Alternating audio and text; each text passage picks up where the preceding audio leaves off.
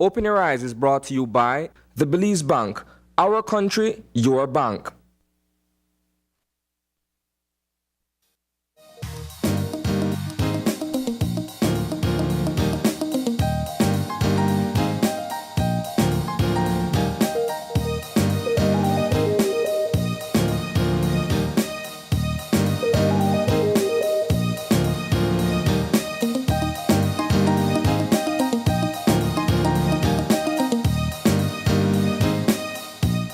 Good morning and welcome to Open Your Eyes. Start your morning right. I'm Sabrina Daly. And I'm Isani Cayetano.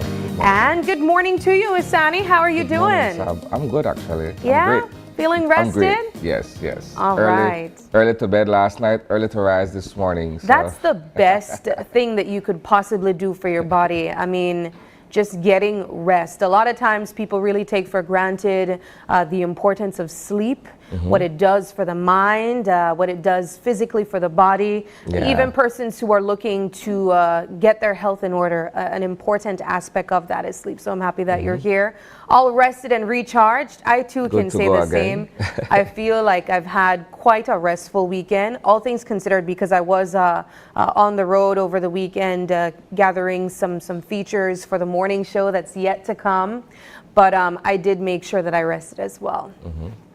But moving into our What's Buzzing topic, Isani, as you know, today is a Tuesday, and we are winding down to the end of February. This February, we've been providing special sit-downs with mayoral candidates every Tuesday and Thursday.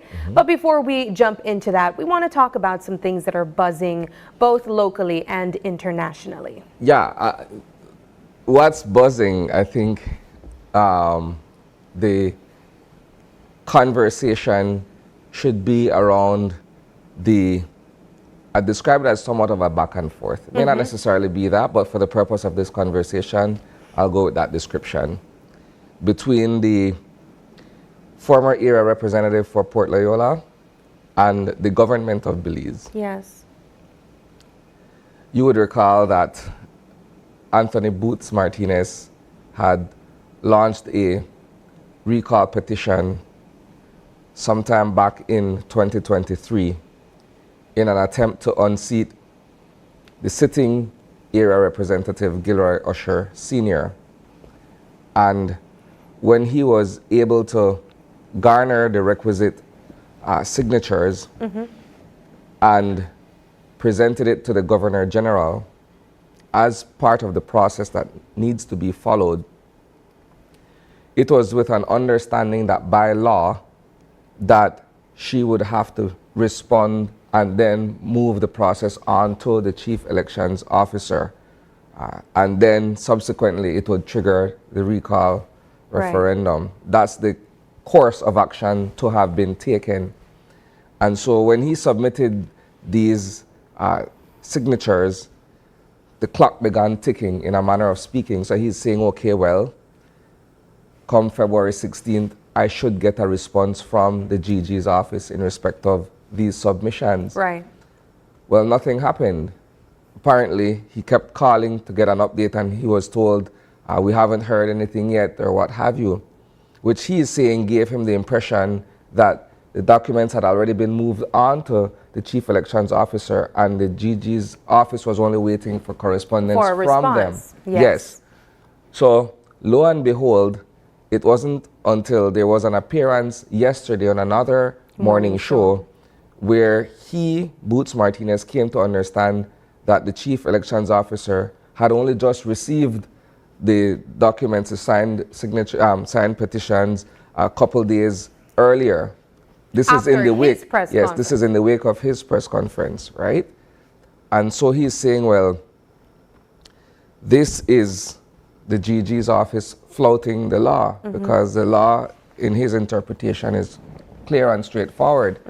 And so he's saying, okay, well, I sat with my legal counsel, senior counsel Dean Barrow, to explore what options there are for consequences for breaking the law.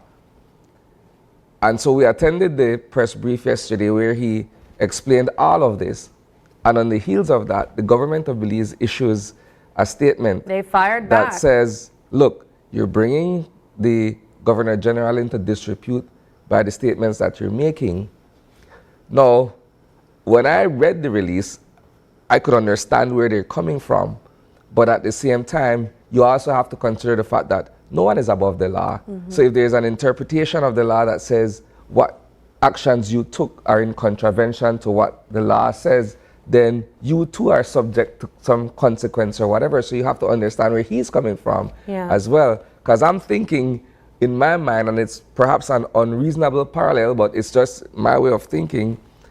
It's like you're saying you should not speak on the name of God because you're blaspheming. So you can't say something about the GG because, okay, well, now we're asking the Attorney General to see what actions can be taken against you for the statements that you made. What I gathered from the release was that it was saying that Boots Martinez could not speak out against the GG because that is illegal now. Yeah, so that's what I'm saying. It's like when I'm looking at it in my own interpretation, I'm saying, well, perhaps that's tantamount to blasphemy if that's the case, right? That's the impression I got too when I heard it. It's interesting because at the end of the day, here is someone who, for all intents and purposes, may have followed the process to a science in a manner of speaking. And so he's waiting for the desired outcome.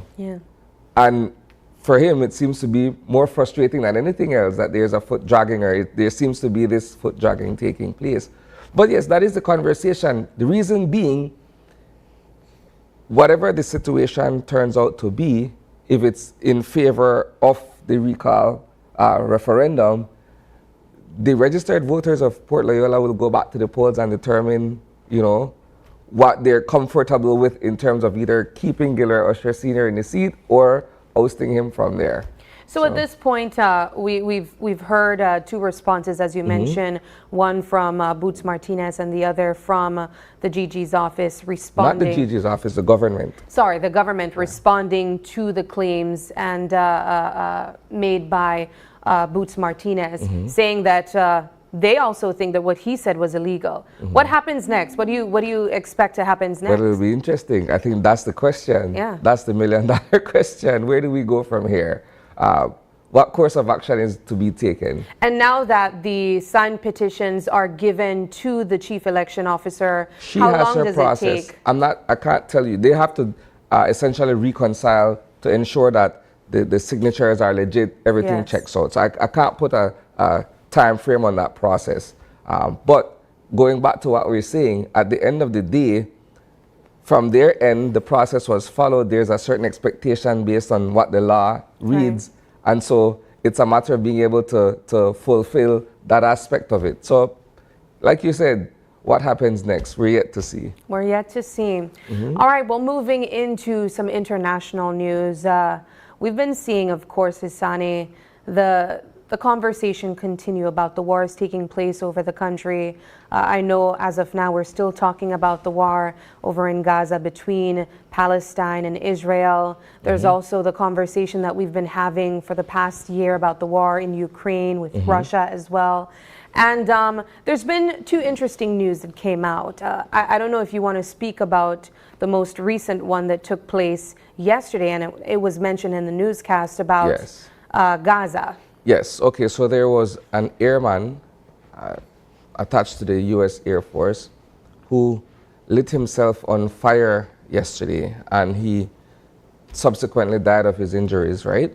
But him doing so was an act of protest against the taking of Palestinian lives, right?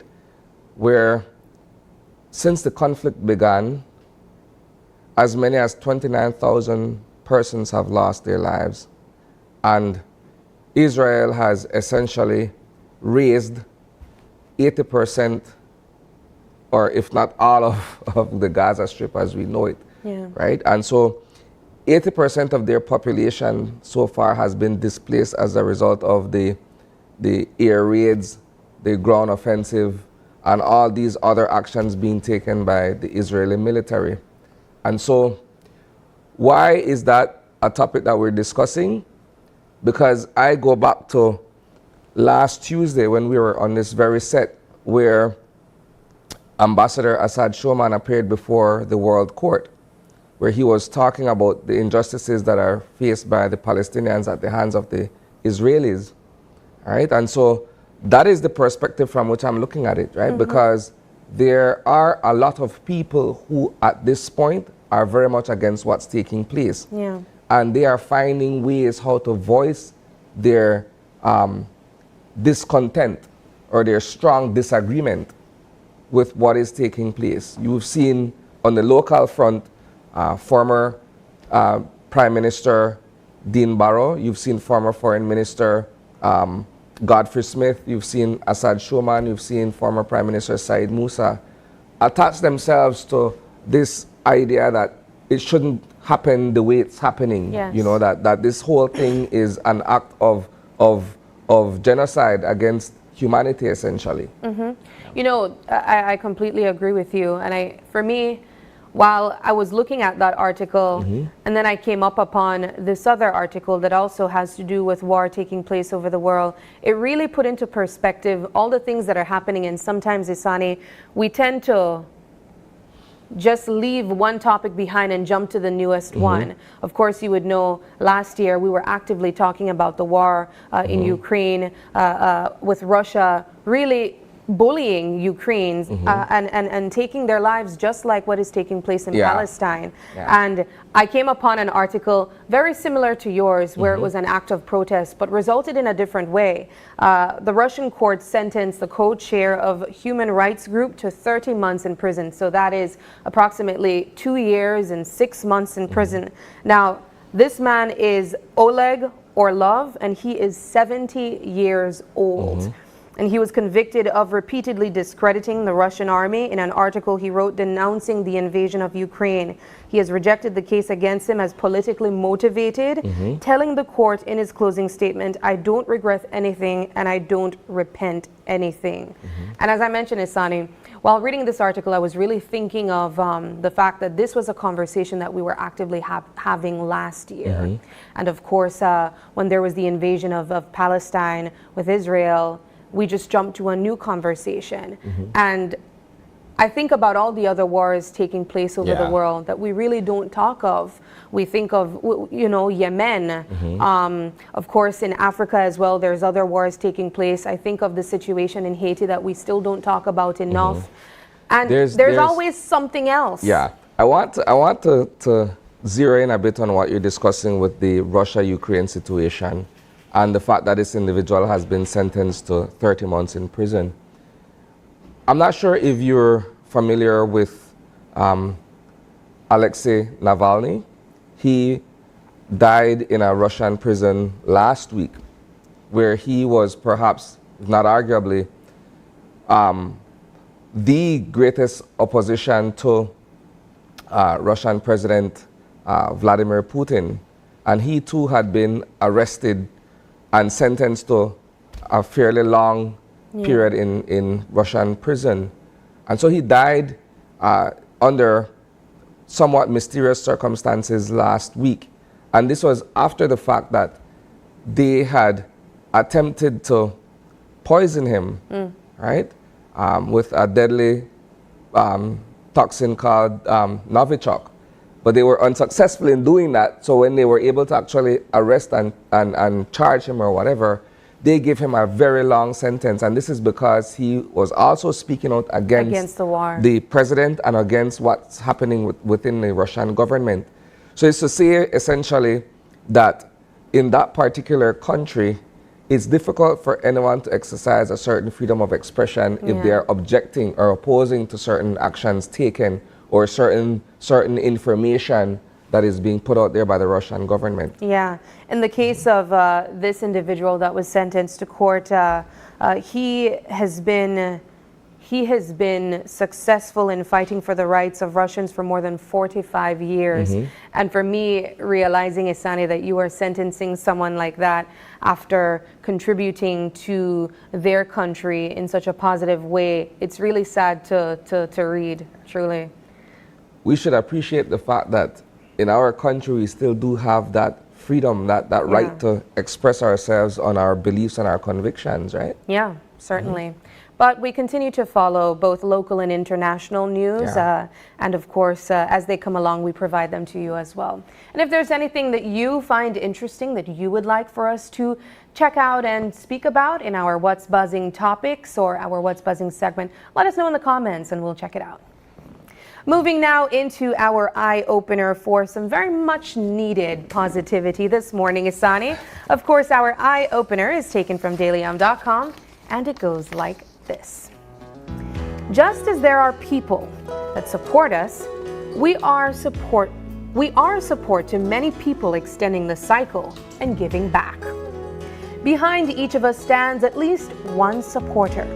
In some cases, our supporters are the people whose help allows us to do the things we're best at, see to our obligations, or pursue our dreams.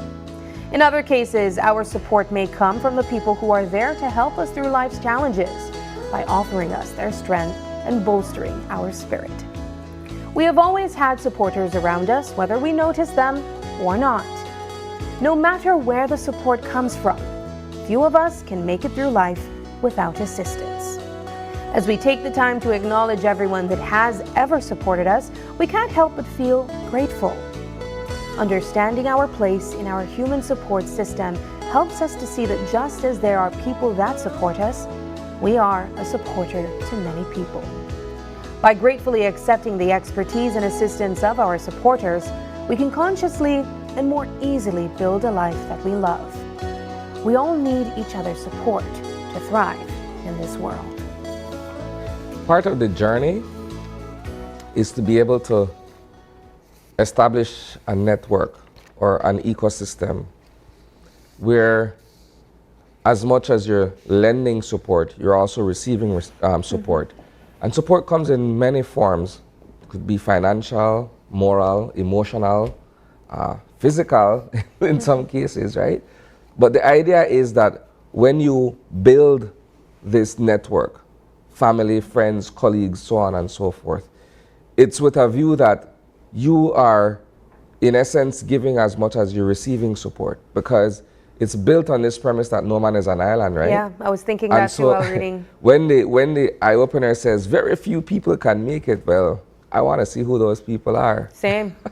Because I don't know that I'd be where I am without the support system that I've established for myself. Yeah. Friends, family, and so on, as I've mentioned. And I rely on them every day as much as I know that I'm relied upon by them as well. Yeah. And you know what I also thought about was that oftentimes when you think of support, just as you mentioned the different types, we think that it needs to be grand, of course, the physical, the financial, but it could be as little as just listening to someone. That really provides support to persons that need that ear, that needs that shoulder. So if you're thinking of paying it forward, it doesn't need to be in the grandeur, it doesn't need to be in a grandeur way. It could be as simple as providing a listening ear, providing a shoulder for someone as well. And you'll see, I'm a big believer in paying it forward because I believe in the cycles of life.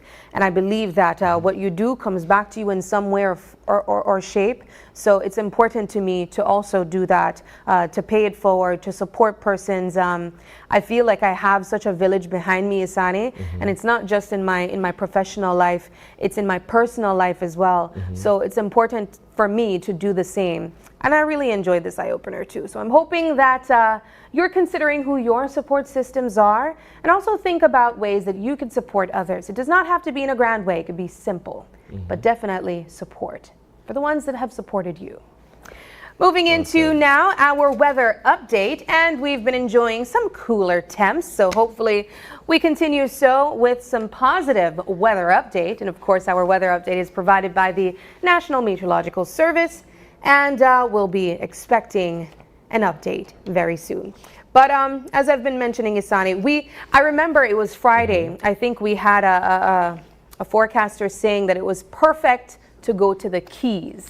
Did you take advantage of it? No. I haven't had a key trip since the beginning of the year. Okay. Looking forward to it nonetheless. Well, like I mentioned over the weekend, we did a couple features. So I think the temperatures, the weather was perfect for that. It wasn't too hot, but also wasn't too chilly either. But I think the big positive of it was that we didn't get rain, so it was perfect for filming. But now, moving into our weather update, we have that update for you now. Good morning, Belize. Fair and mostly dry easterly airflow prevails. The 24 forecast for Belize and her coastal waters calls for mostly sunny skies today, and high temperatures are expected to reach 85 degrees Fahrenheit along the coast to 89 inland and 76 over the mountains. Tonight, the skies will be clear to partly cloudy with low temperatures of 76 along the coast, 65 inland and 60 in the higher elevations. Little to no rainfall can be expected. The winds will blow from the east at 5 to 15 knots, and the sea state will be slight. A low tide will occur at 5:54 a.m. followed by a high at 11:37 a.m. Another low occurs at 10 minutes past 6 this evening and a high at 5 minutes past midnight. The sun will rise at 6:12 a.m. and set at 5:58 p.m. The moon set this morning at 8:02 a.m. and comes up at 8:37 tonight. The outlook for Wednesday and Wednesday night is for fair weather to continue with only isolated showers. In the sargassum forecast, satellite and surface observations show that sargassum amounts over the area are low and impacts are expected to be minimal for the next few days. And that's your morning forecast that was prepared here at the National Meteorological Service. All right, that's your weather update. Now moving into our show lineup, we have a jam-packed show on this Tuesday morning. And it's sunny, as we've been mentioning, every Tuesday and Thursday. We're having sit-downs with mayoral candidates out, I'd say, for the entire month of February. And today is no different. So this morning, we'll be speaking to a mayoral candidate for the People's United Party as well as the United Democratic Party. All right, so that's a one-on-two conversation, Yes. so to speak, right? So the third segment in our discussion this morning will be with building blocks of early intervention. So we'll have two persons from the Ministry of Education to discuss with us what building blocks for early education is all about. And in our final conversation, it's all about the Girl Power Bacchanal Sunday Day Party. So we'll be having with us the organizer of the day party to talk to us about it and let us know what to expect. But we got to take that first break, Isani, and when we come back, we'll be getting to know Gualberto Nunez, and he is the mayoral candidate for the People's United Party. Stay with us. We'll be right back.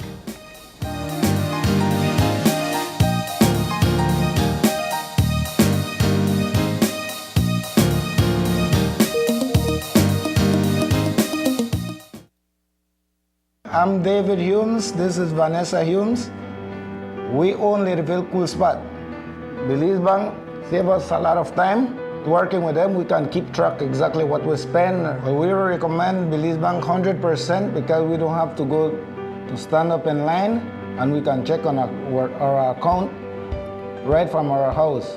Working with Belize Bank is the best.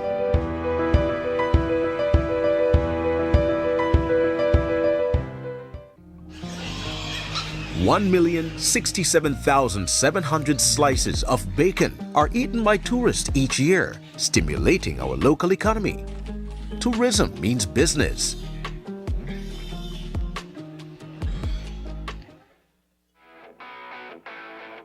February is all about Honda. Get special pricing and discounts on all Honda products. Enjoy up to 24% off select Honda products and 20% off Honda parts. And don't forget your B-Bucks whenever you make your purchase. Love your Honda is all about deals and discounts on Honda products throughout the month of February. Only at Benquip Equipment Parts Service. Widdy up, widdy back again. Widdy up, widdy win again. Widdy up, widdy back again. Team Mariano. Widdy up, let the change continue. And I know all of the seats for myself. How, Mr. Man, the beautifying that trigger. We have to keep who the work to win. PUP 7 down the line. When it comes to hard work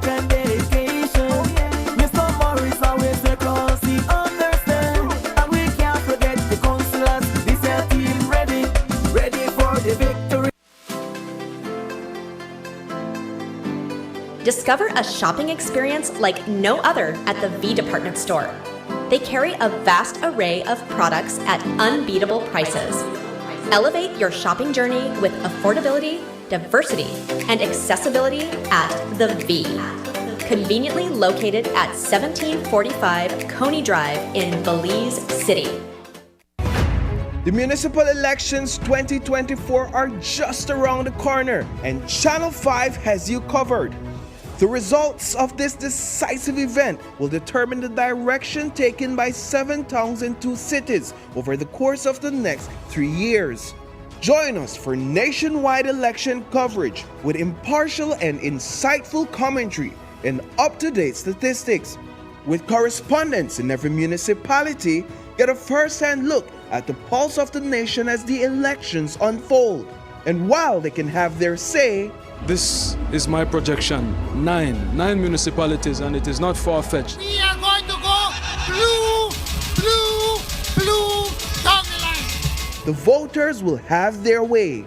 Tune in to Channel 5 at 6 a.m. on Wednesday, March 6th, and stay with us until the winners are confirmed. Stay up to date with our pre-election coverage on News 5, Open Your Eyes, and on our social media pages. Meet the candidates, follow them on the campaign trail, and have your say on the elections through our social media polls, because your voice matters. Don't miss the excitement and drama of the municipal elections 2024. Tune in to Channel 5 and join us for unrivaled coverage that puts you in the heart of the action.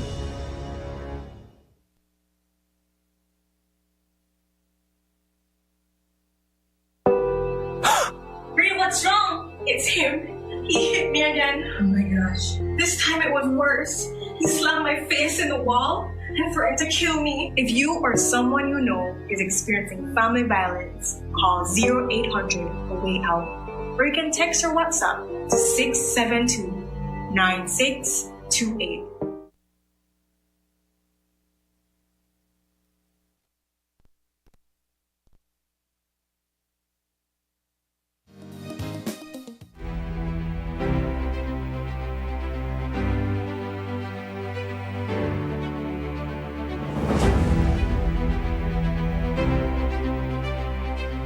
And welcome back. We have been joined in studio this morning by Gualberto Nunez. He is the incumbent mayor of the island town of San Pedro.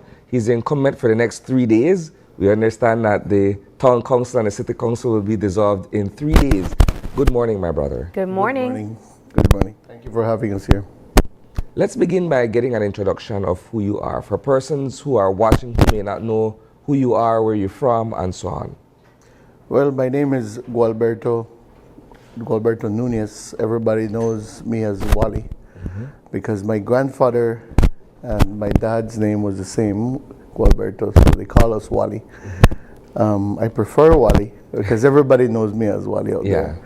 And I grew up in San Pedro. I'm actually born and raised in San Pedro. And I had a very nice childhood living there, growing up in the beach, running around, playing in the water almost every day, fishing, you know. And I have a lot of friends on the island that have come to San Pedro to make their home. I went to the Roman Catholic school, to the San Pedro High School, and then at that time they never had any sixth form in San Pedro, so I had to move to Corozal. And in Corozal is where I did the sixth form, and after that I went to do my pilot training in Texas.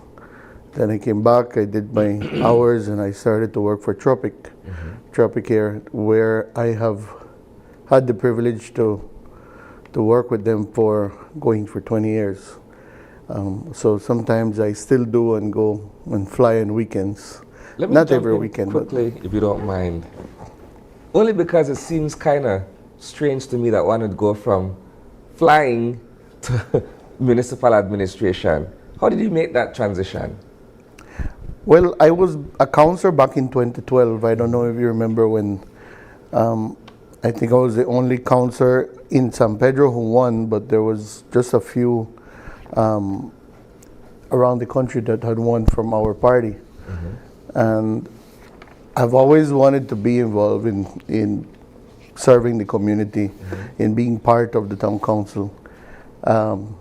A lot of friends still remember when I was a kid that I always used to tell them that someday I'm going to become the mayor of San Pedro. And I am very proud that we did reach to that goal. But not only that, now I am proud of the accomplishments we have done so far on the island. Let's talk about some of those accomplishments. You've been mayor for the island, and you're hoping to have a second term, yes? Come March 6th. Let's talk about some of the achievements, but also some of the challenges.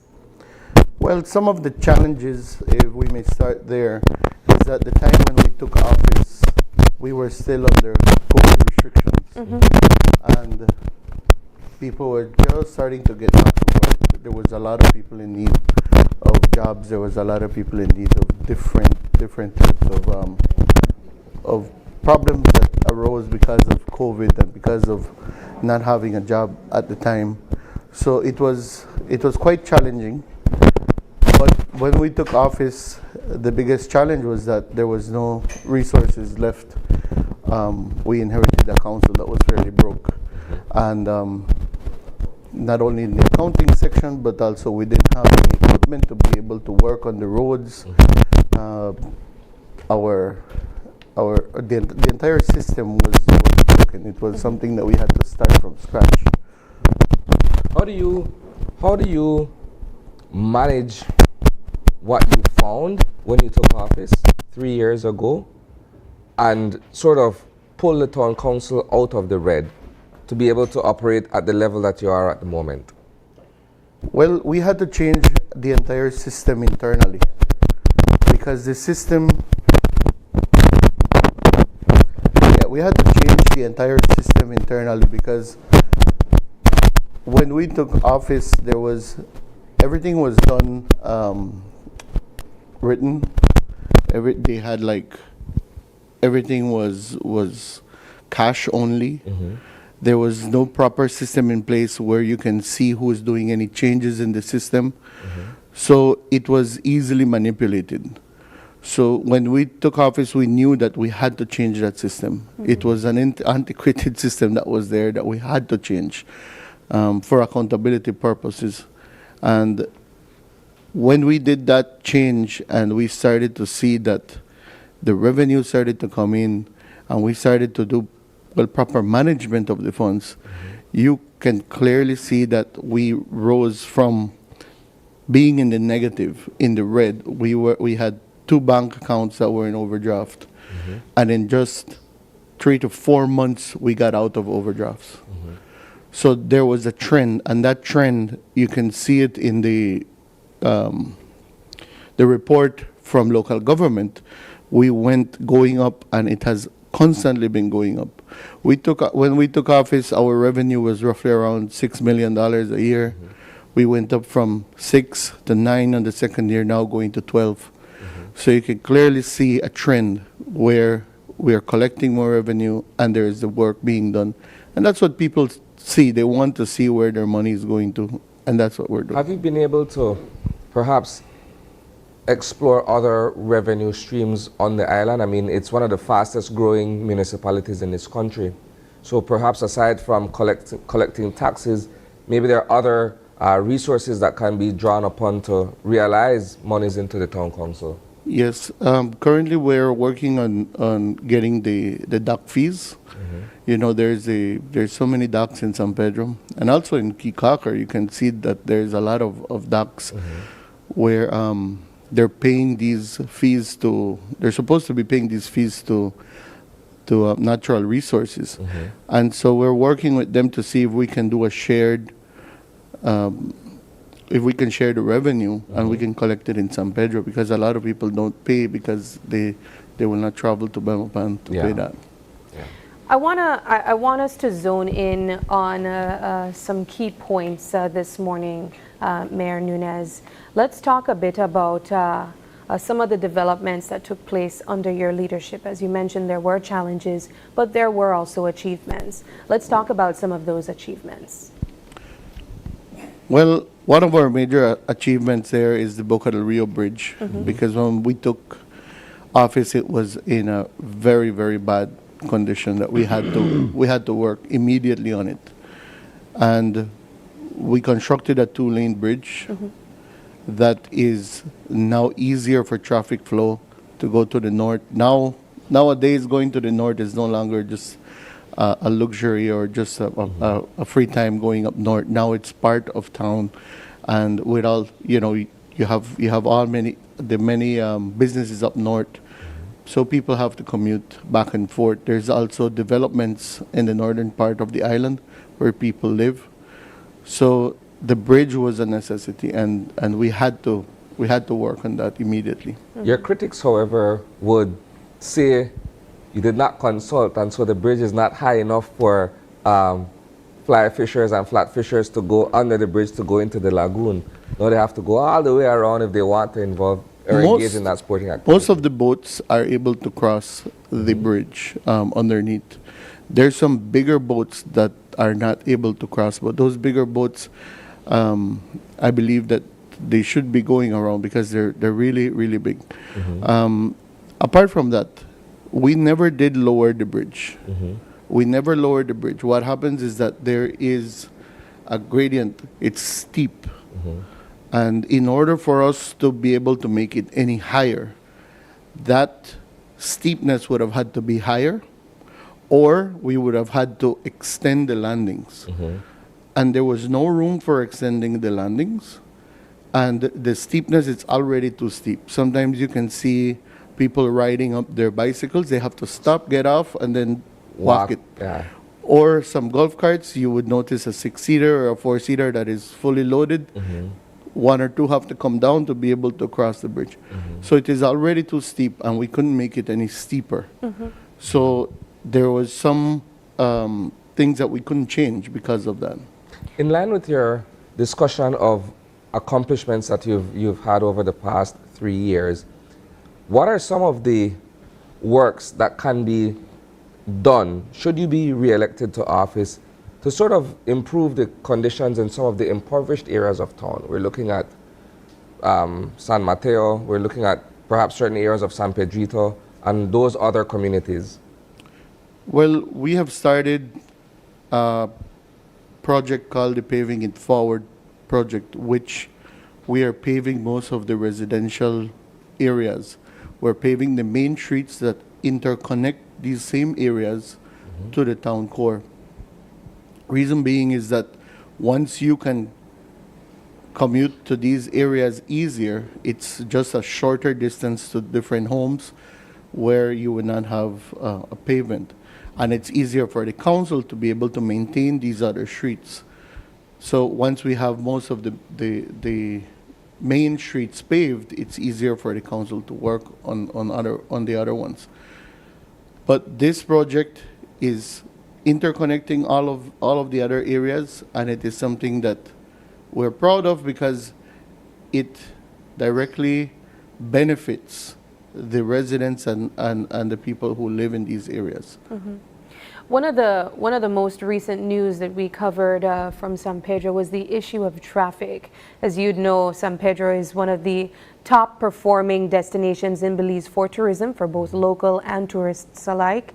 And around Easter time, it's jam-packed with people.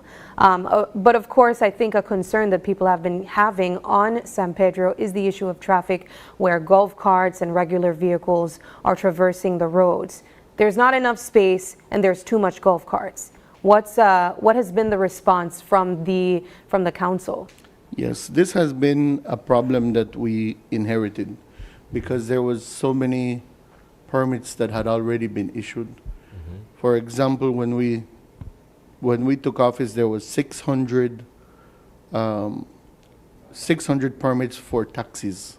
Wow. There was over 90 golf cart rentals, and each rentals, they have 50, 25, some of them have 100 golf carts. Wow.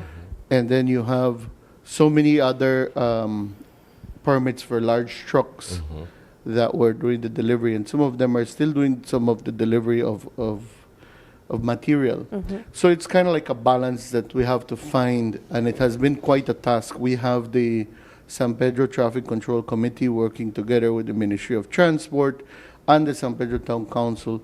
We're doing studies, getting our data up to date so that we can find out who owns what vehicles, because it's unfair also for somebody who lives 9 miles north not to be able to own a vehicle if they needed to commute to work or to bring their kids to school.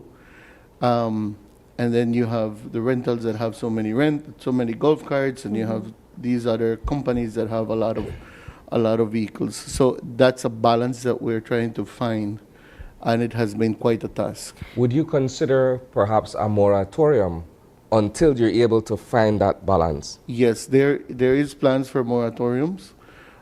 There has been some moratoriums on certain vehicles. So that is something that has been helping. But right now with the works of the other roads, because nobody wants to ride on a dirt road if you have the paved road. Now with the paved roads, people will be able to kind of spread out and be able to use the other roads, and it's going to be less congested in one area. So let me share my quick personal experience with you being on the island recently. It's miserable. It's miserable. You are on the main street or any part of town, and there are so many golf carts going in all different directions, and you have taxis, and then you have big trucks that are moving material because there's ongoing development on the island. And being able to negotiate that kind of traffic is kind of risky.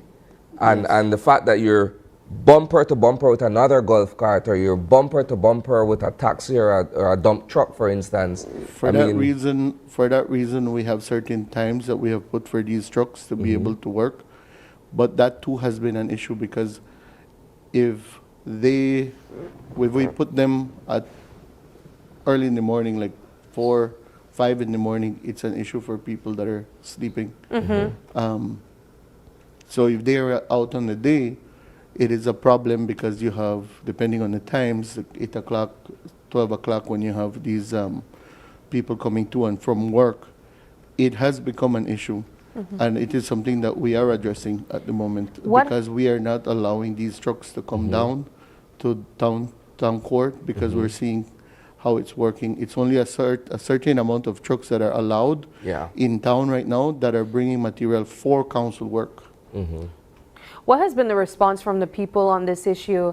Are they prepared to reduce the amount of golf carts, say, per family?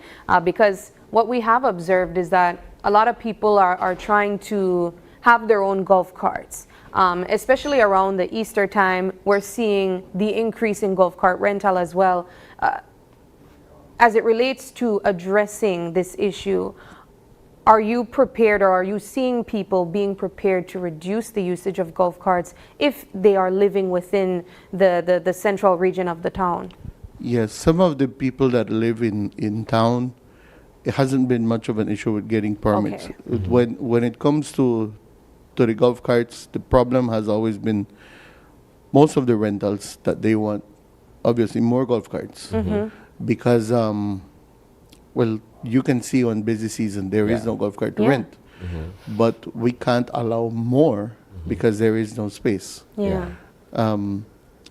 Also, when it comes to these different resorts, they also want golf carts to rent, because they don't want to bring in the rentals when they can make the business, right? So it's a challenge to find that balance.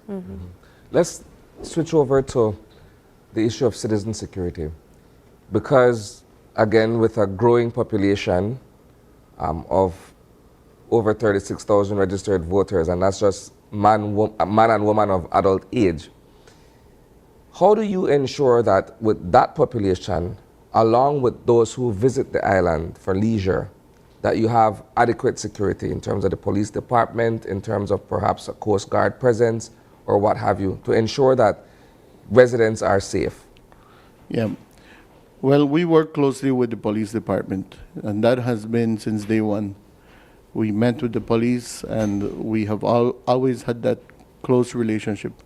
Anything that the police needs, we are there to assist, and we also help them to get a new area up north by where it's a proposed school area.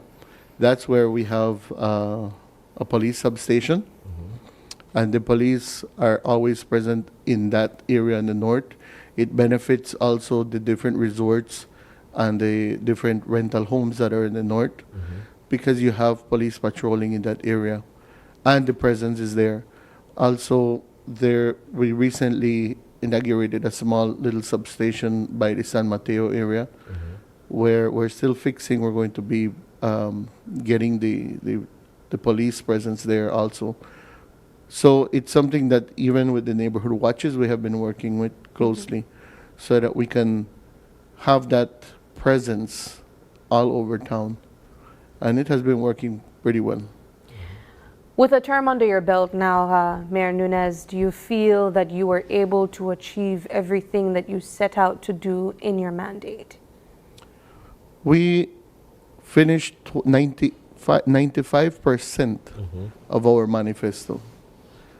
And some of the accomplishments that we have there, even with the report that we had from local government ranked us at 98% performance for the past 3 years. We're really happy about that, because we know that we accomplished what we aimed for, and we want to do more. There is a lot more work that we want to do. If we would have had or inherited the council how we're leaving it right now in February, we would have been able to do a lot more. The first year was really and truly fixing up things in the council. The second year we started a lot more plans, and the third year we're executing, but we're also in election mode. So the term in office is a little bit too short for us, but we know that the work speaks for itself, and I'm very glad that we accomplished a lot. Your political opponents and perhaps other residents may share the same sentiment that your administration has been rather inaccessible. I think it's one of the campaign ads that are running where they're saying that to get an audience with you or any council member has been next to impossible. That is political propaganda from the opposition. We have always had open doors, and people come to the office, we attend to them, we have schedules. We always, if we don't get to see somebody in the office, we would contact them, go to their office or to their homes to address their issues or concerns. It has never been that we can't be accessible. I always share my personal number with people. Yes, I do prefer to get contacted via WhatsApp, because sometimes you're in a meeting, sometimes you're talking to somebody and you can't answer the phone immediately, right? So that we can get back to them. But inaccessible, that's not true. We have always been able to have that direct contact with people. Well, Mayor Nunez, I'll give you this opportunity to speak to the people of San Pedro. We know that they're tuning in and they're watching. So have the people of San Pedro and by extension Belize know why you are still the best choice for San Pedro. All right. Well, thank you for the opportunity here. And I must say that when we are out on the campaign trail, a lot of people are telling us that we have done a really good job with the streets. We have done a really good job with the bridge, and with all the different activities that we have done to boost the local economy in San Pedro, especially to the new entrepreneurs. But to me, one of the major accomplishments or the most laudable accomplishment that we have done is definitely turning things around and being accountable and transparent to the public. Without that, none of what we have accomplished would have been possible. Because we turn things around and we can see a trend where the council is making more money, but the money is being put to good use.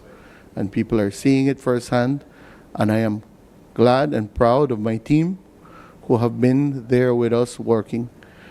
So it is my team of 6 councillors, myself, but also the staff at the town council, because they're the ones that are working every day, people cleaning the streets.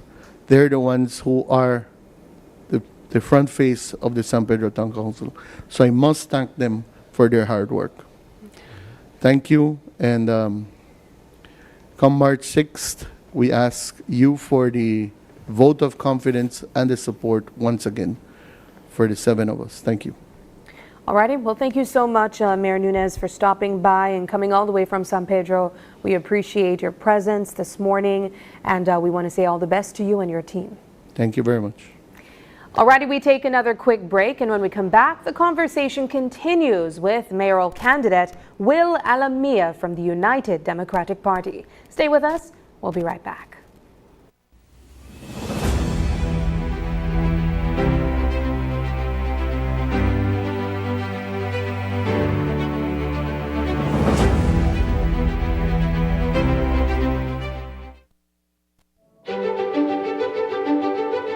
Technology is ubiquitous, and it's transforming how, when, and where we work. Full-Text Systems is placing award-winning devices in the hands of information workers, allowing them to work without compromise in a world without wires, to innovate, create, and to maximize productivity anytime, anywhere, satisfying the needs of the desk-centric remote and field worker and every other worker in between. We are providing the industry's best devices to businesses going through the process of digital transformation. Partner with us today to provide the solutions that will allow your employees to work effectively and efficiently to enhance your customers' experience.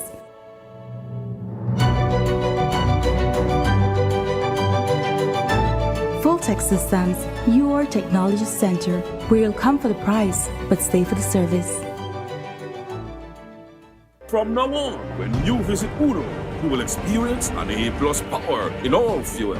Dynamax Plus, the formula with the ultimate technology in additives, provides an A+ power and A+ performance. Dynamax Plus, A+ power and A+ performance to reach further with less fuel consumption. Dynamax Plus, available in all fuels. Udo, a different energy. It has been a challenging 3 years for me. We couldn't accomplish what we should have accomplished in 3 years. Always crying, always making excuses. When the UDP was in power, Earl Trapp did nothing. And now, with the PUP in power, he is still doing nothing. All work done in the Twin Towns in the past 3 years is the result of PUP councillors collaborating with the PUP government. While Trapp cries, the PUP council works. It is time to do things differently in the Twin Towns. A full PUP slate and a PUP central government getting the work of the people done. On March 6th, let's unite in San Ignacio and Santa Elena and vote for the PUP 7. Stay on track with the People's United Party.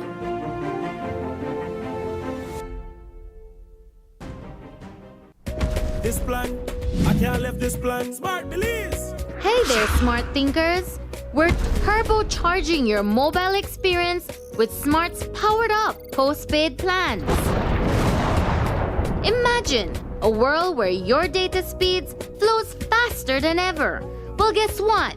We've cranked up the dial and unleashed the postpaid power of Smart's lightning fast LTE data on all our postpaid plans. That's right, no speed bumps, more data. It's like having a limitless highway of data speed at your fingertips. Whether you're a lone ranger with an individual plan or a squad rolling with a group plan, everyone gets to surf, stream, and share at enhanced full high-quality speed. Switch to Smart's powered-up postpaid plans today and ride the wave of postpaid power.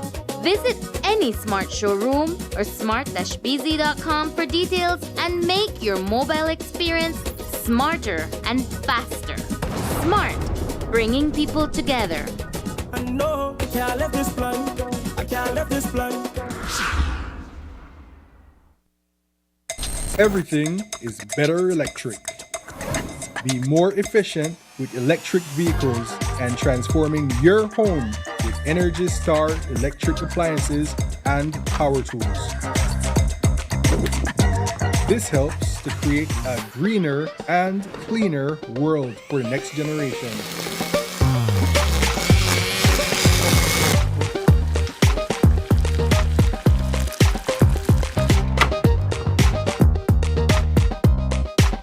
Energize your world with BL. The municipal elections 2024 are just around the corner, and Channel 5 has you covered. The results of this decisive event will determine the direction taken by 7 towns and 2 cities over the course of the next 3 years. Join us for nationwide election coverage with impartial and insightful commentary and up-to-date statistics. With correspondents in every municipality, get a first-hand look at the pulse of the nation as the elections unfold. And while they can have their say, this is my projection. 9 municipalities, and it is not far-fetched. We are going to go blue, blue, blue down the line. the voters will have their way. Tune in to Channel 5 at 6 a.m. on Wednesday, March 6th, and stay with us until the winners are confirmed. Stay up to date with our pre-election coverage on News 5, Open Your Eyes, and on our social media pages. Meet the candidates, follow them on the campaign trail, and have your say on the elections through our social media polls, because your voice matters. Don't miss the excitement and drama of the municipal elections 2024. Tune in to Channel 5 and join us for unrivaled coverage that puts you in the heart of the action.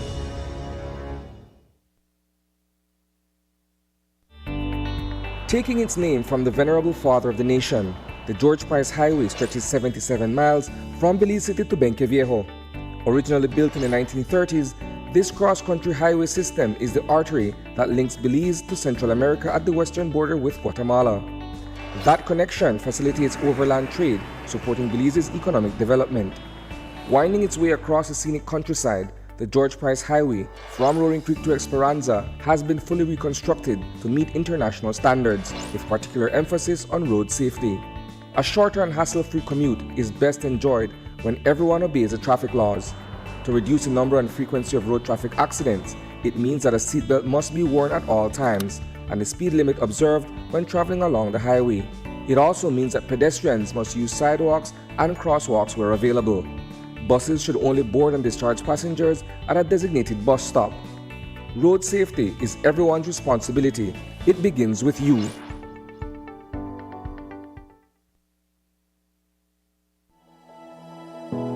What does family mean to you? Form a strong bond with your family. Hey sis, how is friends? Always remember, they may not be in the same place. Coffee and friends, huh?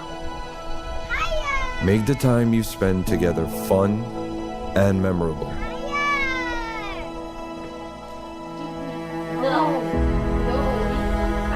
Ignore the petty differences.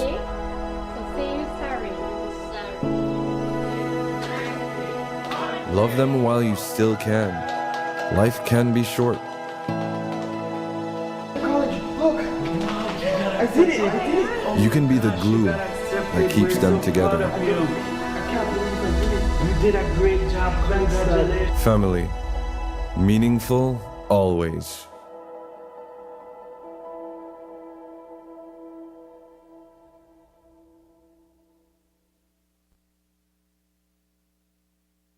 Are you looking for low-cost television advertising? Have we got a deal for you? Advertise on Channel 5's Daily Classifieds. Channel 5's Daily Classifieds is one of the most effective methods for introducing yourself and your business to the community. Use our Daily Classifieds to recruit employees, promote specials, promote your products or services, promote a business opportunity, increase traffic to your website, and advertise items you have for sale. Let us help you to save valuable time and money. Call us today at 280-0013 or visit us at our offices on Coney Drive to discuss how we can help your business grow affordably. Channel 5's Daily Classifieds. Advertise today.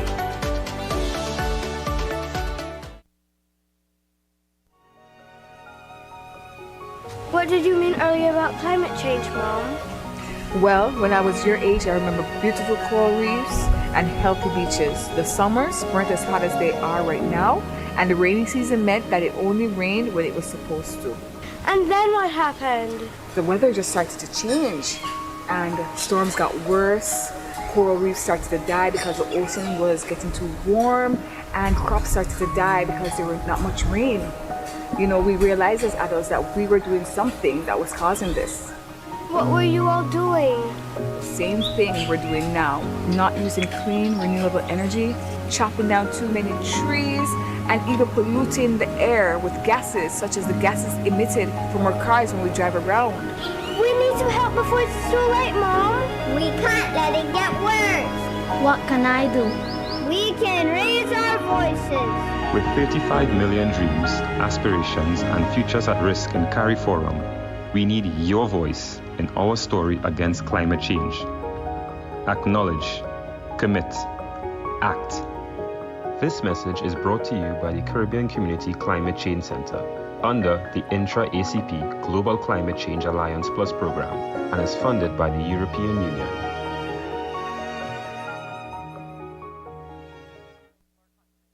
When someone you love becomes a memory, the memory becomes a treasure.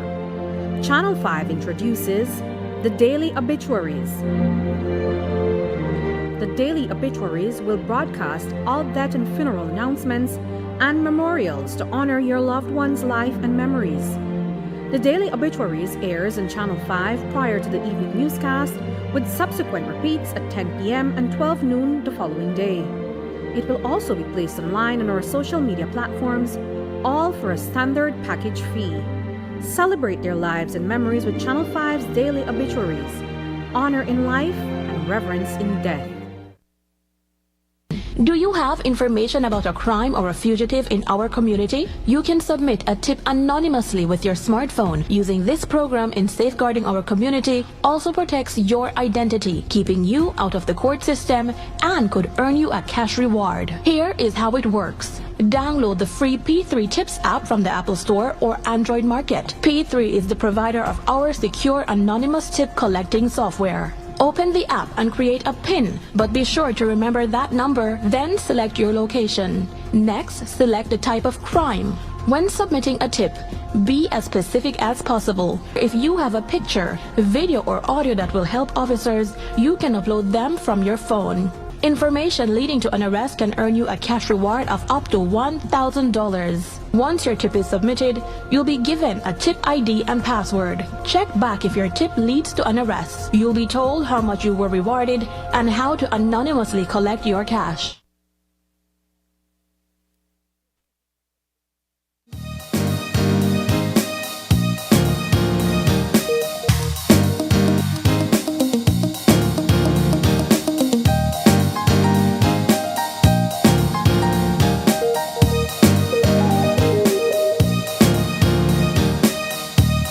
Welcome back. We took a quick change due to some technical difficulties.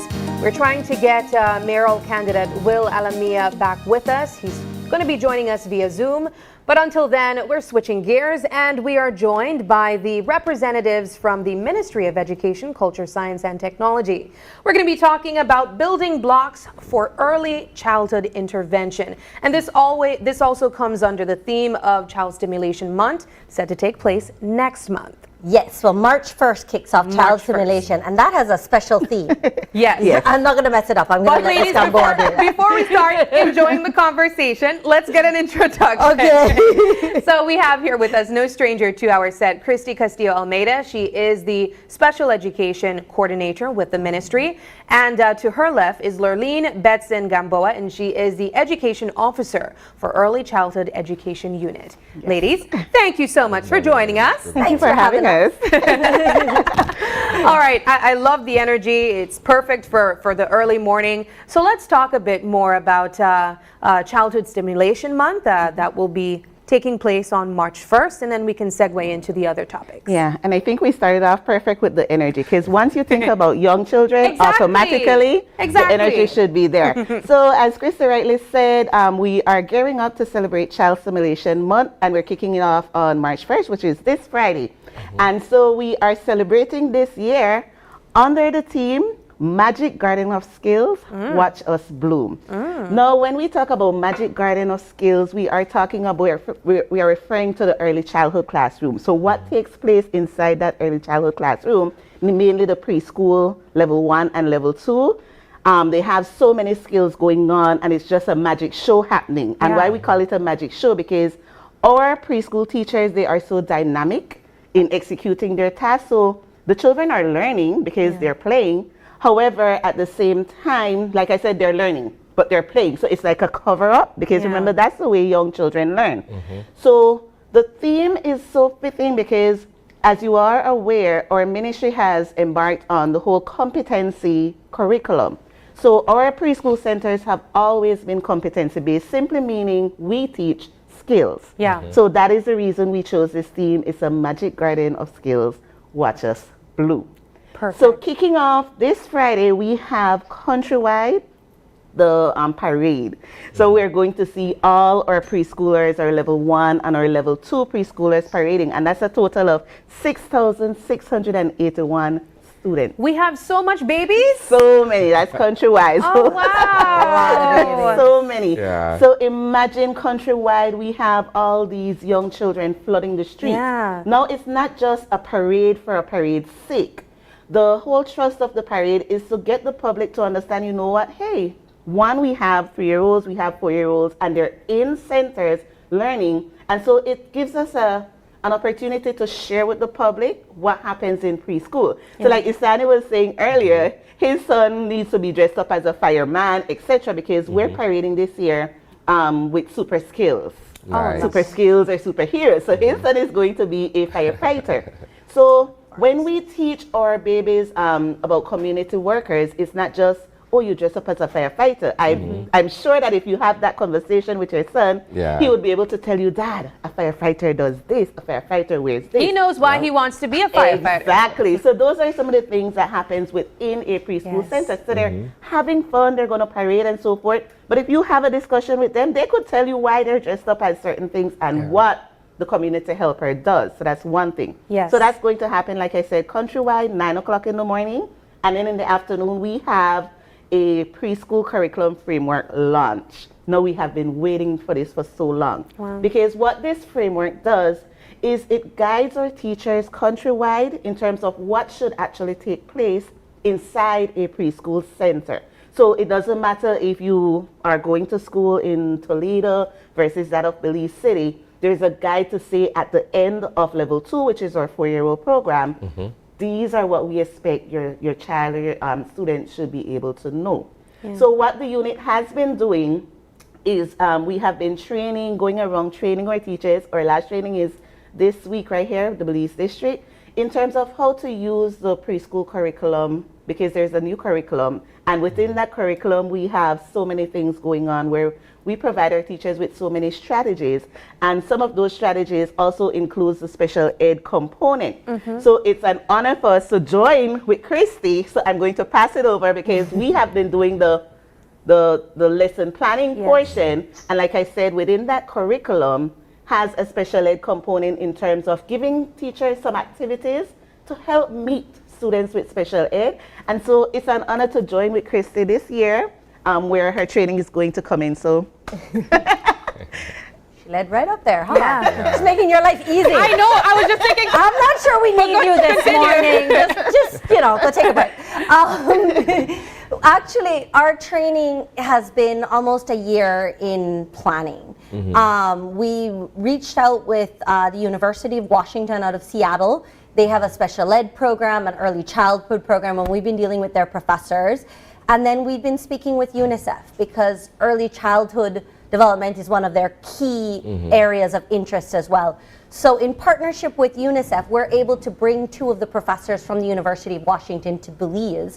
And our goal is to try and train all preschool teachers across this country.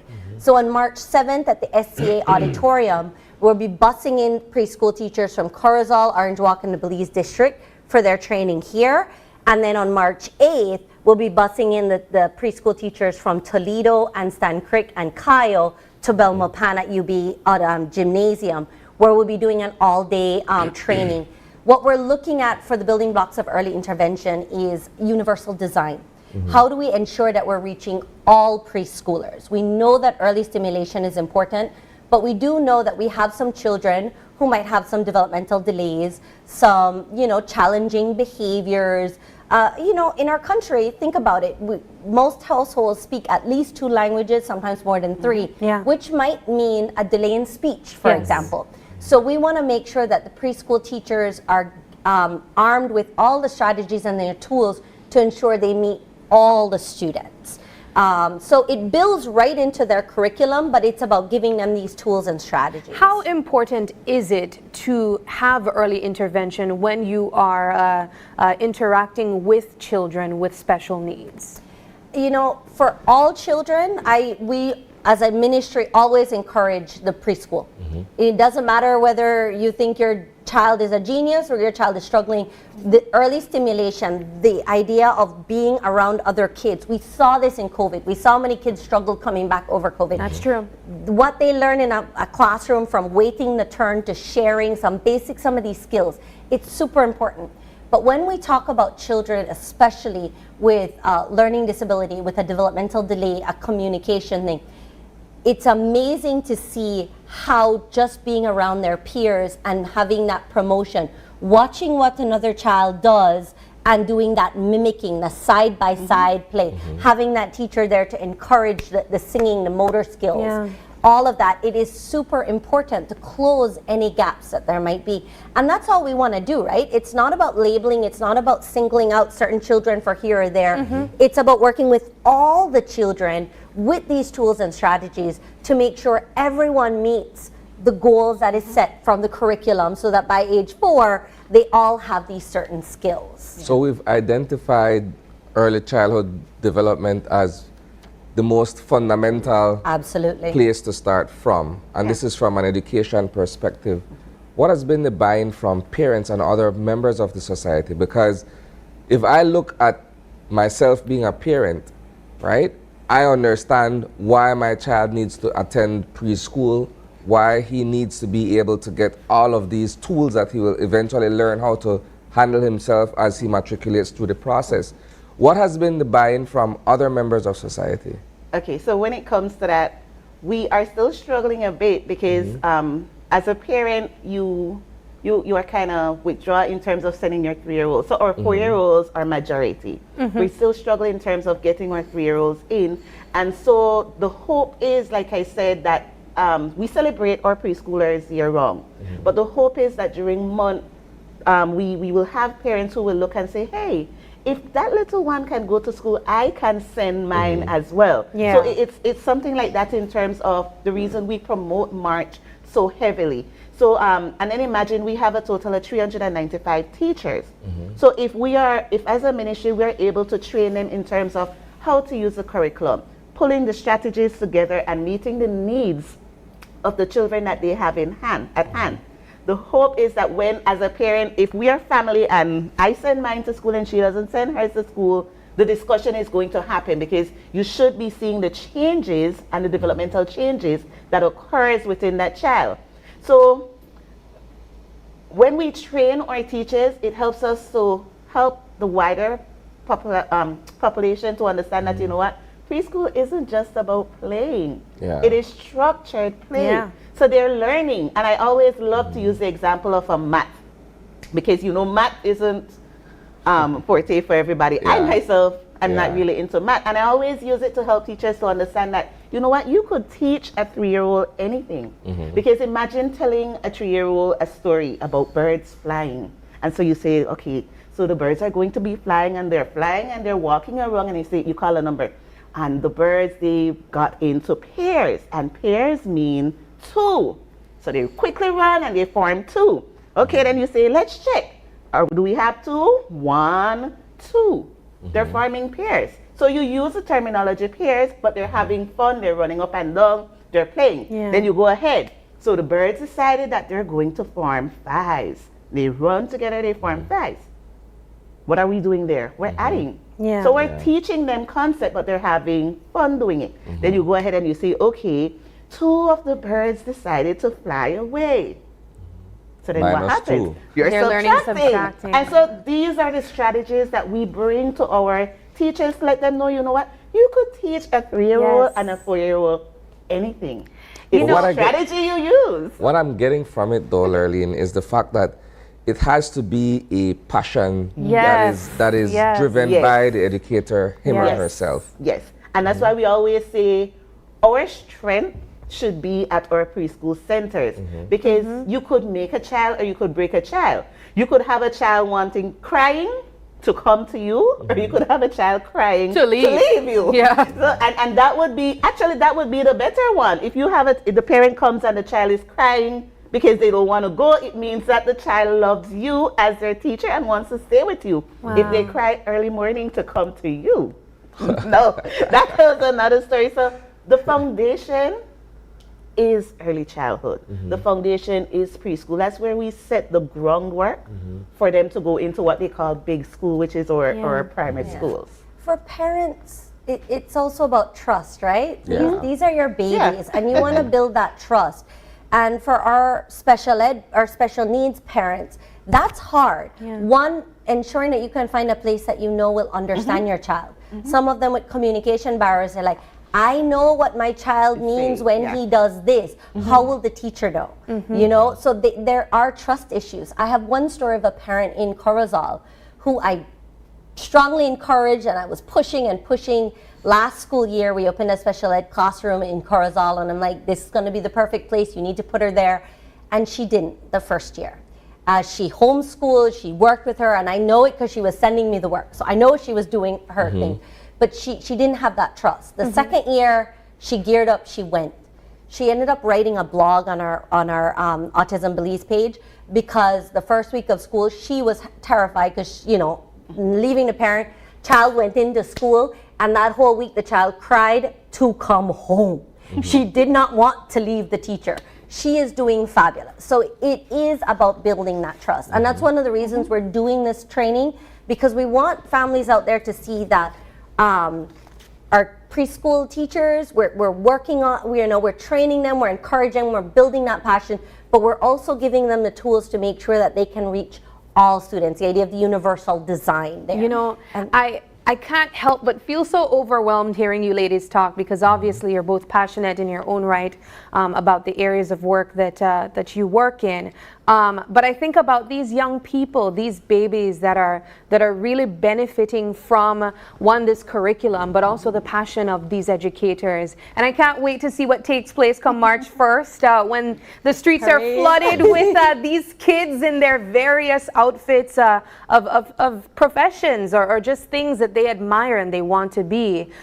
So I'm so excited. I'm so overwhelmed here. I think the entire ministry is. We were getting all emails because it's like, all units, every education officer, special education officer, everybody's going to be out to support this parade. So, you know, I mean, my officers are like, are we just going to close down our office? Because everybody wants to go to the parade. Let's just all take the day off and go and watch the kids. We all want to be with the kids on Friday. But we know that we have that to look forward to on Friday. Let's talk a bit about more of the other activities that we can expect throughout the month. All right. So after the training on the 7th and 8th, what I'm going to give you are the overall activities countrywide, but each district has their own thing going on for Child Stimulation Month. So the other national activity would have been the, there's a storybook competition. And so what we're doing is, we call it the super skill storybook. So we're asking teachers to write their own storybooks and to submit it for a competition. And so the submission for that is March 11th, and the winner is going to be announced on March 20th. Yeah. So there we're asking teachers to be creative, write your own stories, because we have so many teachers within our centers who are excellent at that. And so what they are going to do, they're going to create stories based on superheroes overcoming whatever issue that they had. So that's a teaching moment again for our babies. So submission, like I said, is March 11th for that, and winners are going to be announced March 20th. Now what takes place on March 20th is our National Teachers Storytelling Competition. So this is where our preschool teachers get an opportunity to take the stage at Bliss Institute. It's going to be 1 o'clock, March 20th, and they perform their stories. Whatever story it is that they want to do, and a competition is had among them, and we have a blast as teachers. Some of the teachers, they bring in their students, but it's a matter of celebrating our level 1 or level 2, but as well acknowledging our teachers, because without them we would not be able to have our preschool centers. And then as well, their Festival of Arts, and I have to read this because there's so many. So Festival of Arts for Belize and Toledo is February 18th. For Orange Walk and Stan Creek, it is February 19th. For Cayo, February 21st. And for Corozal and the Keys, February 22nd. So as you can see, there's so many things going on to help us to celebrate our preschoolers.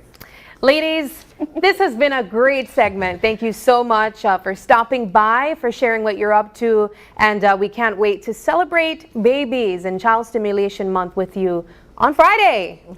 All right. You share your pictures of your son all dressed up in his many costume? All right. We'll do the thing. We'll do the thing. Thank you. All right, we'll take another quick break, and when we come back, the conversation with the mayoral candidate continues. After the break, we'll be meeting Will Alamia after the break. Stay with us. We'll be right back.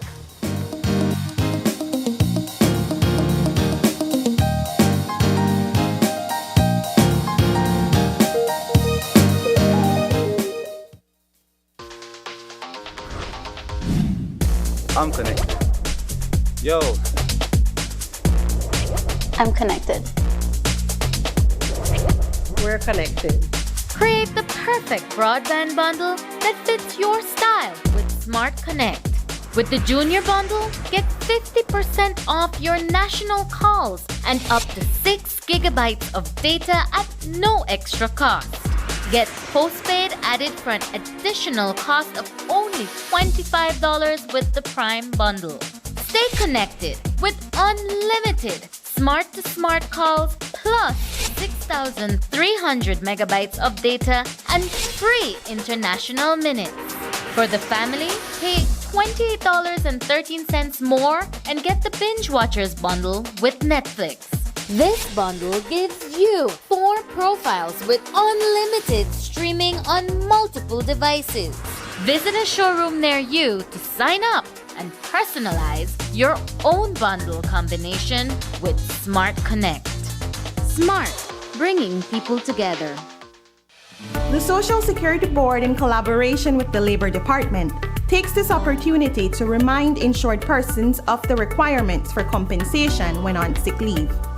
Any employee who has worked with an employer for at least 2 months is entitled to 16 working days of sick leave with full pay every year. This is how it works. Upon approval of a sickness or injury benefit claim by SSB, 80% of the employee's weekly insurable earnings is paid as a Social Security benefit, and the difference in the employee's salary is paid by the employer. This is to ensure that the employee does not suffer any loss of wages when ill. After 16 days, compensation for sick leave is paid as a Social Security benefit only. Some conditions apply. This message is brought to you by the Social Security Board and the Labor Department. Social Security Board, safeguarding you, your family, your future.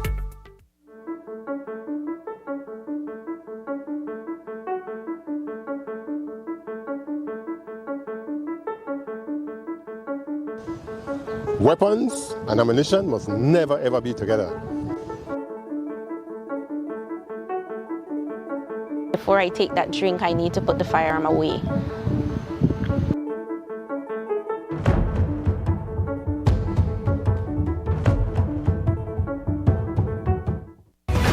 The municipal elections 2024 are just around the corner, and Channel 5 has you covered. The results of this decisive event will determine the direction taken by 7 towns and 2 cities over the course of the next 3 years. Join us for nationwide election coverage with impartial and insightful commentary and up-to-date statistics.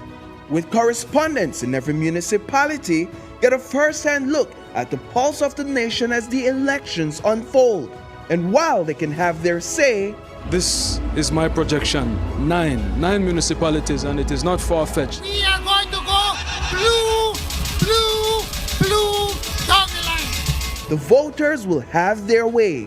Tune in to Channel 5 at 6 a.m. on Wednesday, March 6th, and stay with us until the winners are confirmed. Stay up to date with our pre-election coverage on News 5, Open Your Eyes, and on our social media pages. Meet the candidates, follow them on the campaign trail, and have your say on the elections through our social media polls, because your voice matters. Don't miss the excitement and drama of the municipal elections 2024. Tune in to Channel 5 and join us for unrivaled coverage that puts you in the heart of the action. Hi, my name is Lincoln Fowers and I work at UMall.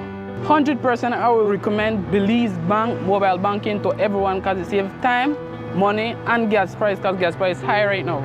Belize Bank mobile banking just make life easier.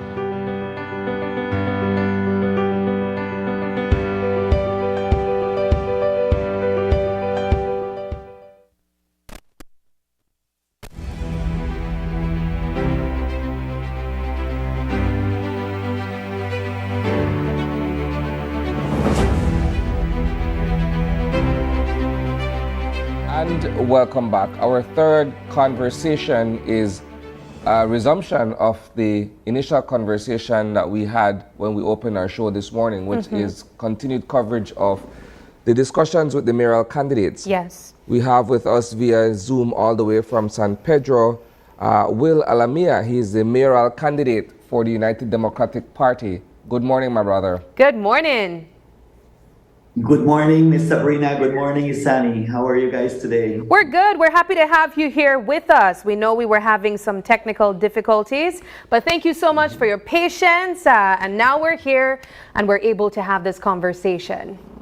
All right, so let's begin with an introduction of yourself, Will. For persons who may not know you on mainland Belize, tell us about Will Alamia and you know where you come from, what you stand for, and so forth. Sure. My name is Wilfredo Alamia, mayoral candidate of the United Democratic Party. I am the son of Wilfredo Alamia. He's been a fisherman for all his life. And Wilema Alamia, a housewife. For 34 years now, I have been dedicated in education, in early childhood education. And I'm very happy to be known as Teacher Will here in the island. Oh, wow.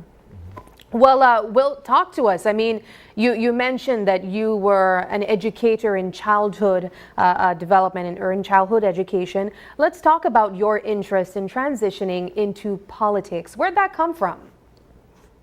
Well, Miss Sabrina, this has been for a long time. I've always wanted to be part of politics. I have been involved in many community activities, organizations in San Pedro. I've been from very young. I've been in Leo's Club. I'm now part of the financial committee and other activities in the San Pedro Catholic Church. I'm an active senior justice of the peace here in the island, and I've been for 25 years a member of the great Costa Maya Festival. So I've always liked to be involved in my community. Now that the ABC preschool, my school, is fully established, I now want to step on a higher platform to serve my community. That's my dream. Wonderful. Let's talk a bit about the island of San Pedro, well, the town of San Pedro, and the fact that there are certain concerns being shared by not only yourself as a resident, but other residents as well. Perhaps we can discuss the most important public issue that has been raised while you're on the campaign trail. Well, it's very important addressing basic needs of our residents. For example, we have the garbage collection. This has been an issue according to our residents in Campaign Trail. More playgrounds and parks, very important close contact of our residents.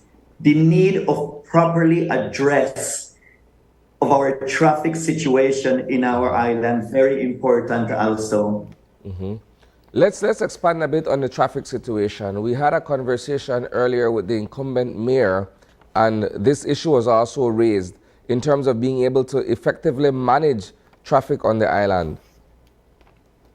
Well, like I tell you, it's been we're hearing this everywhere we go in the campaign trail, and which is a major concern here in the island.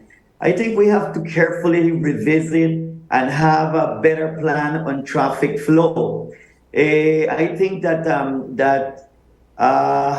the need of one-way streets would alleviate the traffic flow. We need to enforce, most importantly, enforce rules and regulations. And if we are elected and we see that a moratorium is important, we will put it in place.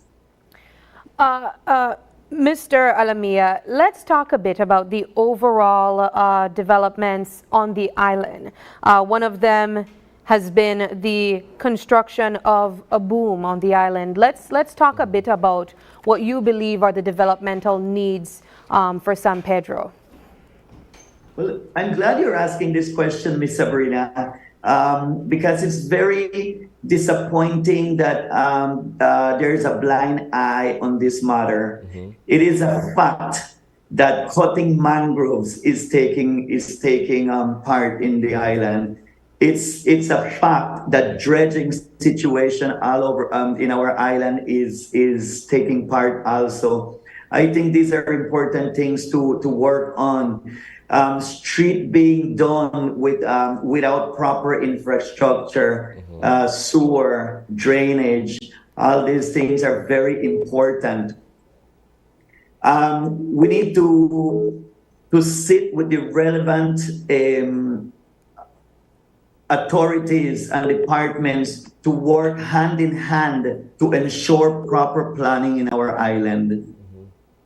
Sustainability is one of the other issues, though. If we're discussing the construction boom that's taking place, how do we manage this effectively so that we're not only just cutting down the mangroves, or we're not only just clearing land, but we're able to do so sustainably?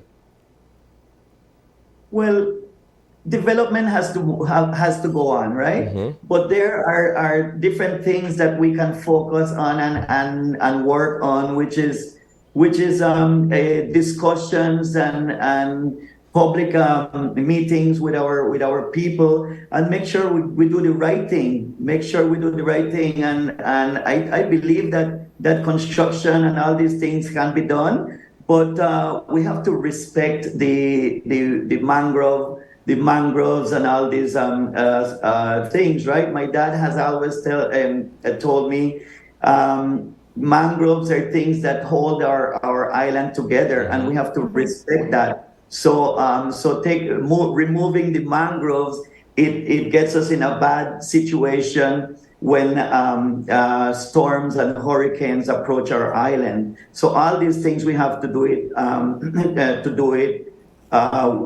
We have to really think about it and do it the right way. Well, if you were to conduct a personal review of the administration that is in place at the moment, over the past 3 years, what are some of the shortcomings that you would say perhaps ought to have been dealt with during this first term?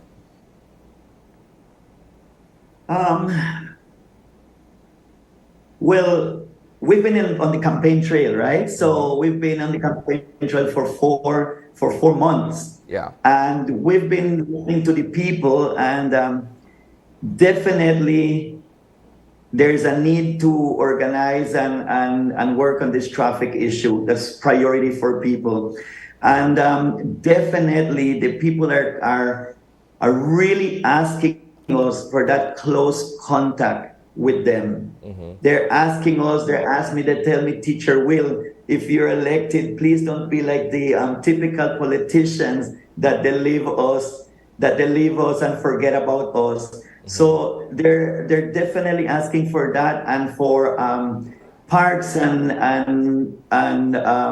activities for our children, which will lack on that also. Our youth, which is very important, sports complex. We only depend with San Pedro High School if it's available for a basketball or a volleyball game. So we need all these things. Youth and children are very important because they're the future of our island. So we definitely have to concentrate on these things, and it's not happening. You know, Mr. Alamia, one of the conversations that we've been having with all of the mayoral candidates is that municipal government is supposed to be independent. It's supposed to be autonomous, and it's supposed to generate its own income. We spoke to the incumbent mayor, Nunez, about the challenges that they inherited from the previous administration and from the previous municipal government when they assumed office. Now, what I do want to ask you is, what are additional ways that you believe, if you are elected, that you could generate income to allow this municipal government at the San Pedro Town Council to remain autonomous? Sure. San Pedro generates its own revenue, and the proper way to do things, to run the town council in positive ways, like being positive activities.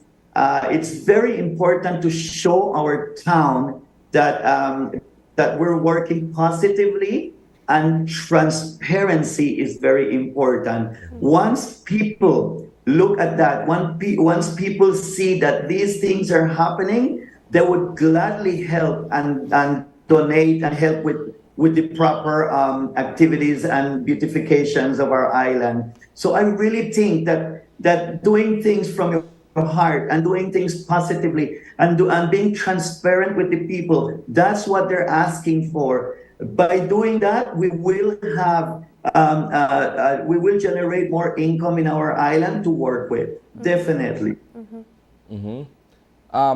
So let's go back a bit. What has been the experience like on the campaign trail? I know you've had conversations with islanders across town. They've shared with you what their concerns are, but in terms of the experience, how different has this been for you leaving the preschool and going out into the streets and talking to these people and hearing their voice? You know, Mr. Isani, I am so proud and very happy for stepping up for the mayoral candidate. Why? Because it's been a learning experience, a beautiful experience in my life. I am so happy to do it. I'm so happy. I'm 53 years old, and up to now, I'm getting to know every corner of my town. It's beautiful how people live, what are their concerns, how they live. It's something beautiful and gives me a lot more energy to work for my town, a lot more energy to give to my people, because I see their needs. I see how they receive you and ask you for different things that they need in their areas. So it's been a beautiful experience, and I really hope that I can be elected on election day, because I'm ready to serve my people. I'm ready to work for them and make them happy. What is the sentiment that you're getting? Do you believe that perhaps having canvassed a majority of the island, that people are ready to go red, or you get a feeling that, you know, they're comfortable with where they are with this present administration? There are a lot of unsatisfaction. There's not many people are satisfied. I don't criticize because I know it's a challenging job up there, but we're hearing it from the people, and they're not satisfied in many ways. So it looks very positive to me because they're welcoming. I'm a well-known person here in the island with a great reputation. So thanks to my preschool, so many people know me, and I've shown great leadership here in the island, and I get back that sentiment from all our people. They give us beautiful. They tell us beautiful things that makes my heart happy. And I'm willing to step up and do it. It looks very positive. It's up to them at the end of the day, but I wish I could go up and work for them.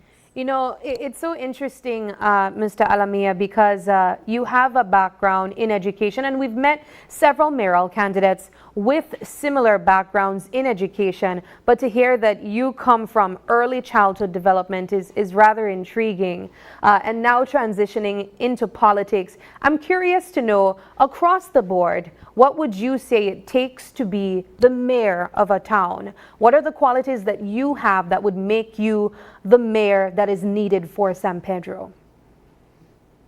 Well, because of my school, I've been involved in so many activities in our island.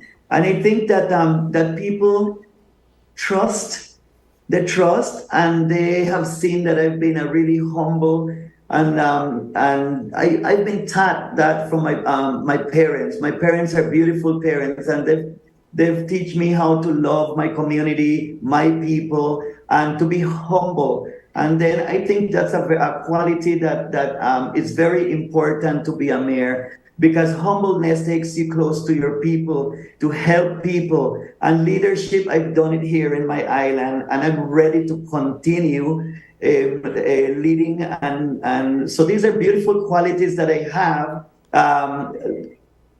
Humbleness is one of them. And the leadership that I've done, it's a good thing for being the next mayoral candidate of San Pedro town. All right, well, Mr. Alamia, I'll give you this opportunity to speak to the people of San Pedro and Belize by extension, to let them know why they should vote for you and your team come March 6th. This is your opportunity to share your final thoughts, and you can do so now. Ms. Sabrina, Mr. Izani, thank you so much for this opportunity. It's been a pleasure being in your program. But definitely, I want to ask our community to please give me an opportunity, because I have everything to work and energy, a huge energy, a beautiful slate with amazing people, young people. They're in different ages that are willing to work for you guys.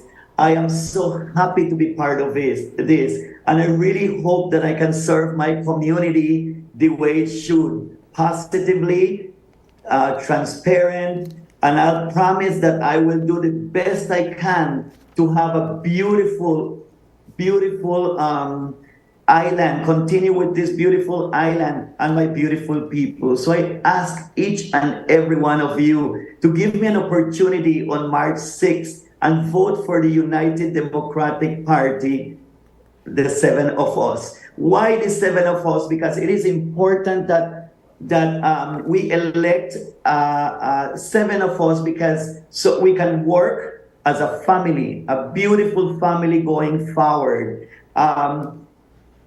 Division kind of backs up the work from the community. So it's better when there's a full slate, and that is the UDP 7. In that way, we can work as a beautiful family for the betterment of our island. on March 7, please vote for the UDP 7. Excellent. Thank you so much, Mr. Alamia, for joining us via Zoom from San Pedro. We appreciate the time that you've taken to speak to us and, of course, the people of San Pedro. All the best and good luck come March 6th. Thank you. May God bless. Alrighty, we are going to take our final break, and when we come back, the conversation is all about Cecile being in Belize. When we come back, we're going to be talking about the Girl Power Day party. Stay with us. We'll be right back.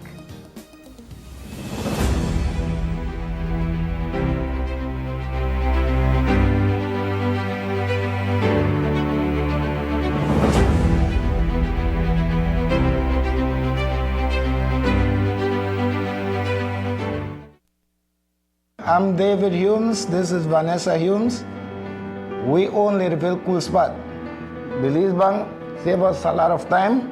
Working with them, we can keep track exactly what we spend. We recommend Belize Bank 100% because we don't have to go to stand up in line, and we can check on our account right from our house.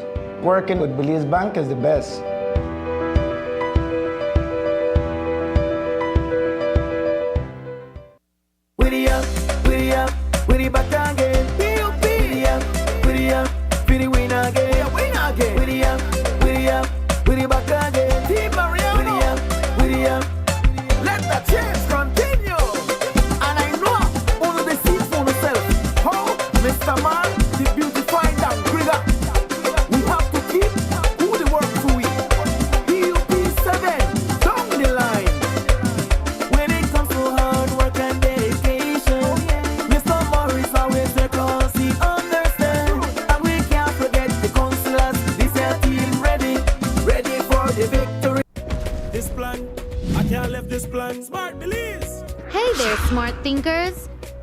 Turbocharging your mobile experience with Smart's powered-up postpaid plans. Imagine a world where your data speeds flows faster than ever. Well, guess what? We've cranked up the dial and unleashed the postpaid power of Smart's lightning-fast LTE data on all our postpaid plans. That's right, no speed bumps, more data. It's like having a limitless highway of data speed at your fingertips. Whether you're a Lone Ranger with an individual plan or a squad rolling with a group plan, everyone gets to surf, stream, and share at enhanced full high-quality speed. Switch to Smart's powered-up postpaid plans today and ride the wave of postpaid power. Visit any Smart showroom or smart-bz.com for details and make your mobile experience smarter and faster. Smart, bringing people together. No, I can't let this plan. I can't let this plan.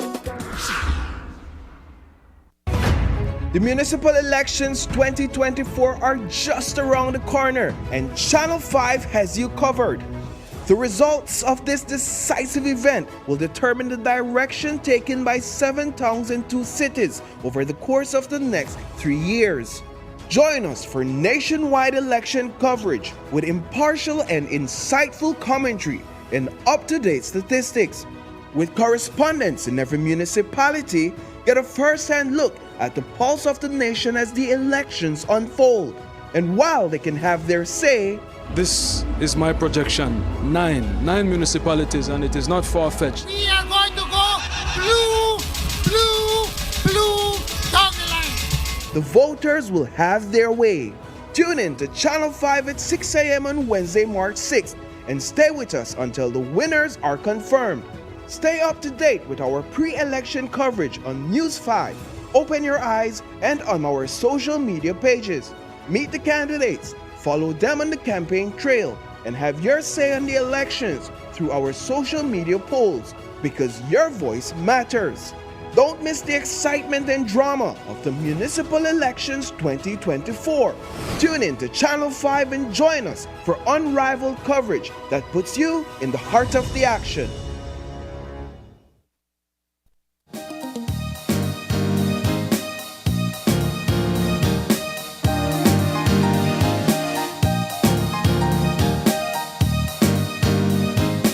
Welcome back. We're having our final conversation for the morning. And as we've been mentioning, Cecile is in Belize. And because of that, we have with us John Marsden. He's the organizer of an event that will be hosting Cecile. It's called the Girl Power Bacchanal Sunday Day Party. John, good morning and welcome. Good morning, good morning. You're looking all bright in your pink shirt. Bright in my pink, yes. So let's talk about it. I know that everyone is excited about Cecile being in Belize. How long has it been since she's been here? Well, it's actually going down March 10th. Okay. So it's next week Sunday. She hasn't been in Belize probably about over 10 years. Wow. I think that's the last time she came. We felt like she was the right person because we're more in an age where the middle age kind of people don't have much to do. We're not into the clubs as much again. To do a full-fledged concert is very pricey to do right now. So day parties are the trend. Day parties are the hit right now. You go to nice sundress, you're pretty up, you take a lot of pictures early, the sunset. And we felt like Cecile would have just compliment that to the people with us come in and give you that extra topping. So that's the main idea behind it. We chose the Girl Power theme because we feel like Cecile is known for her girl tunes. Yeah. And she advocates for women to be strong, independent. Women empowerment. Yeah. So we felt like that was a proper name to use, Girl Power. Yeah. The theme per se, people think that it's an all pink event. It's not an all pink event. We put out a flyer. You can find all our information on our Instagram or Facebook page at Mars Productions Belize. But the flyer says we're white, pink, or bright. We use those colors because we feel like the venue is dressed in white and pink, and those colors will pop out with those things for making for better pictures. You've been one of the leading faces for day parties right now in the I'd say the entertainment type party industry here in Belize. Let's talk about what the success has been like so far since you started this venture. I can't take credit to say that I'm one of the leading. This is actually going to be my second day party. The first one popped out very good because it's something that I had been planning for years. I mean, honestly, it was almost 6 years planning it, but it was just never the right time for me. Or I'd never had the ability to put in the right effort. Until last year, September, I said, okay, let's do this Bacchanal Sunday. We kicked it off with Motto, and we had a very, very good turnout. But we try to, at Mars Productions, we try to do something. Whenever we do something, we do it to the best of our ability. We don't want to come half step. We don't want to come and leave it to somebody and people feel like they're cheated. And I think that is what helped this. The party event is called Bacchanal Sunday. We have different themes. The first one was Welcome to Heaven. I remember that one. This one is called Girl Power. So the Bacchanal theme is what we want to keep at a standard. That when you come to a Bacchanal Sunday, I am getting my money's worth. What's your venue?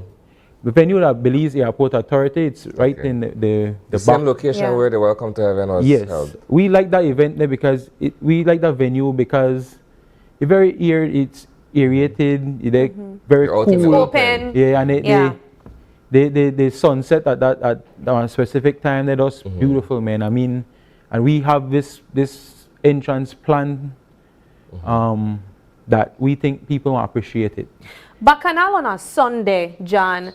Do you find? I mean, you obviously it has obviously worked, but did you question if people would come out on a Sunday knowing that there's work on a Monday? Okay, so there's no work. Yeah, so but the last one that you did wasn't working either. We choose it for specific times, but that's the reason why day parties work. We come out probably 3. We're probably home by 11, 12. Ready to work again. We get up 6 o'clock. We're ready to go again. 6 hours of sleep is most people feel. That's what I wanted to know because and that's the answer that I was hoping for. If we're noticing that people are generally hoping to get back home, you know, at a reasonable time, and we're moving away from the 5 o'clock, 3 o'clock going home. It's something that is growing. I mean, like I said, the day parties event, they have the other guys that release day parties. They actually are one of the leading people as well. They do their day parties with teams, and we've kind of partnered together. Their DJs, myself, we come and we sit and we say, let's keep the theme of the day parties at a standard. We want day parties to remain at a standard. We don't want each Joe come in and say, when they show day party, then it works out and say, like, you know, like one. But that's the thing, right? So, okay, couple of things. Day parties aren't really new, right? If you've been outside of the country, you realize that has been the trend for a while, right? Like I said, I've been planning for years. One of the biggest day parties is Soca Brainwash. That's my inspiration. Private Ryan. Right? He is a mecca day parties. That guy, if you go to Trinidad, New York, Toronto, all of his events Barbados, are day party based. Yes, that's his team. He's wherever he's as a carnival, he chose his Soca Brainwashes, and it hosts, I swear, like over 10,000-15,000 people that go at his events, and they're not cheap. Yeah. So that's another thing. Like, people might say, why $50? Because you're coming to an event that's actually planned. Yeah. It's an experience. You're coming to an event that actually has mementos. Like you come here, you get one cup, you get pictures then taken, you know, that things we remind you of a good time. I always say day parties are designed for the beautiful people, right? In the sense that men and women choose a proper outfit because it's themed. So if you're wearing all white, for instance, everybody finds their linen and their nice, you know, boat shoes or driving shoes or so on and so forth. And you're putting on a look to have an experience. It's different than if you're in a nightclub where you could get away with certain things because it's dark and people aren't looking. I honestly, day parties are the hit. Just because what you said, you go out, you dress your best. Right? That literally, I call it pretty shirt day. You have to put on your pretty shirt, you have to put on your nice dress, your nice outfit. It's something you when you go to an event, when you dress nicely, you feel like I'm not here to just relax, I'm here to have fun. So it creates a energy from you reach in. And I always boast that when you reach my entrance, I want to give you that right away, that hit that I'm here to have fun. I'm not here for sit down wrong and watch wrong, and I here to have fun. I have to hear good music, good entertainment, proper behavior from everybody. And you know, and we've done a couple things. We've seen, like, most day parties not necessarily take credit cards. I take credit cards, so that's one of my both that you can, if you don't have your cash, coin to credit card and swipe. Entrance bar have credit card. You know, we like I said, we've planned this event. We kind of like plan. We try to keep it at one minimum of the year because we don't want to do it every year and people say, I'm tired of that. You know, so every event is planned carefully out. What we want to give the people, what kind of experience we want to do this time. We had the white, we had walk through the heaven entrance. Now the pink, the theme is pink for the venue.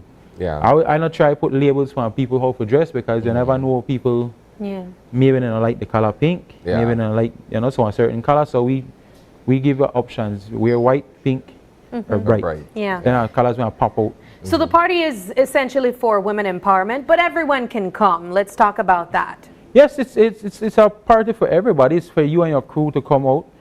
We have VIP cabanas, which unfortunately right now is sold out. Wow. They have, like, people have reserved it. Not everybody have paid for it. We told them we give them until the 29th to pay. If they haven't paid, then we will release it out back to people because we have a waiting list of people wanting to come for the cabanas. Then we have the VIP cocktail tables. Those are $175, and for an incentive, instead of just paying $175 and get nothing back, you pay $175 and I give you back a rebate of $100, meaning that when you come to my bar, say, day parties are known for bottles. Most people go to day parties, you don't want to traverse to the bar back and forth. You buy a bottle, it's a crew, you know, cool thing. So with the rebate, we give you a coupon. You get $100 off your first bottle. Oh, wow. Right? So If your bottle costs $200, you only have to pay $100 in a cash. So it's an event for everybody. You and your crew come out. I have people coming, but I need 15 tickets, but I need.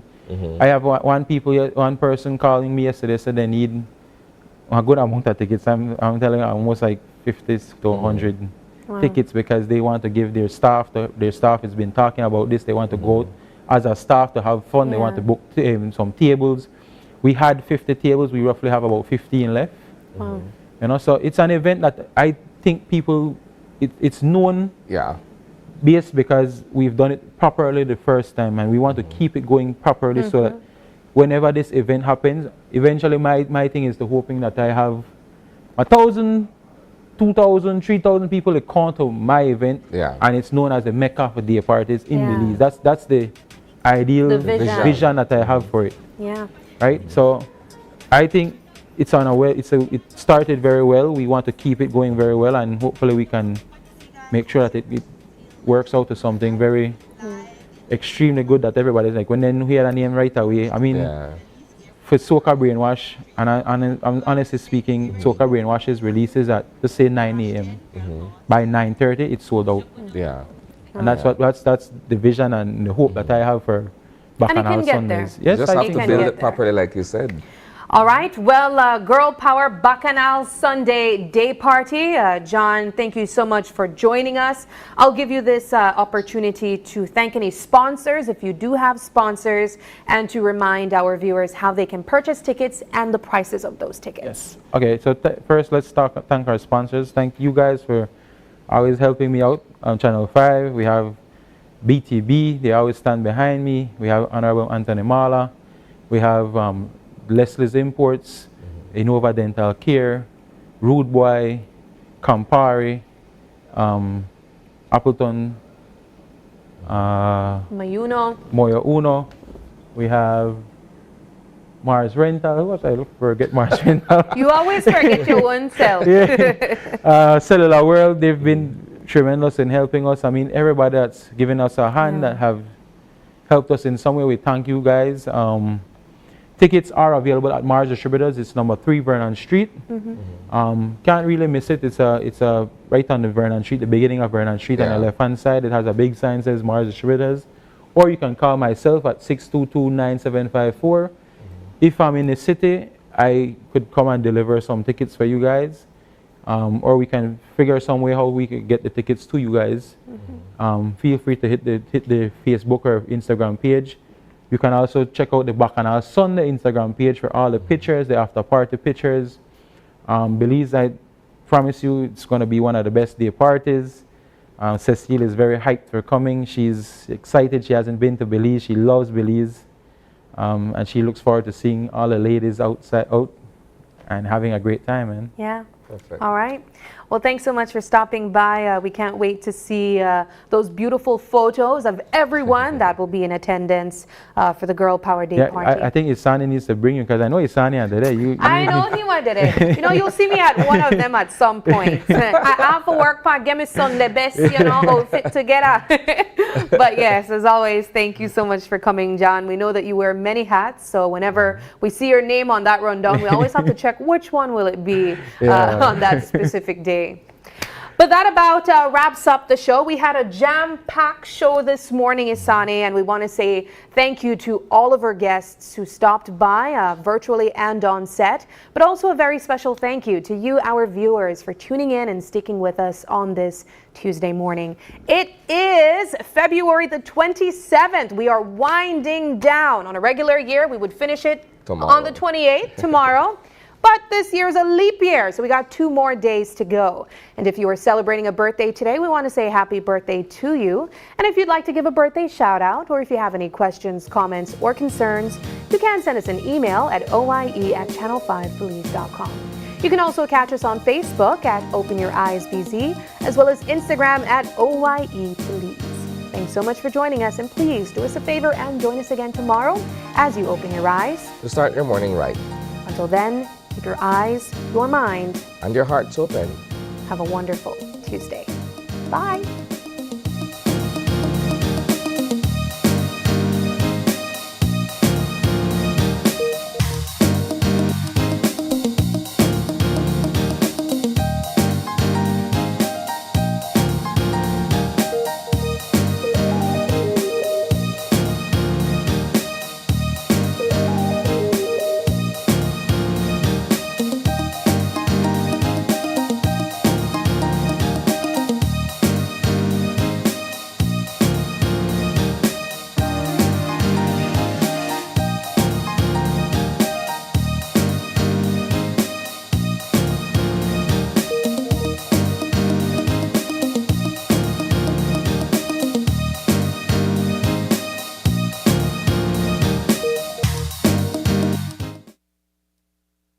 Open Your Eyes was brought to you by the Belize Bank. Our country, your bank.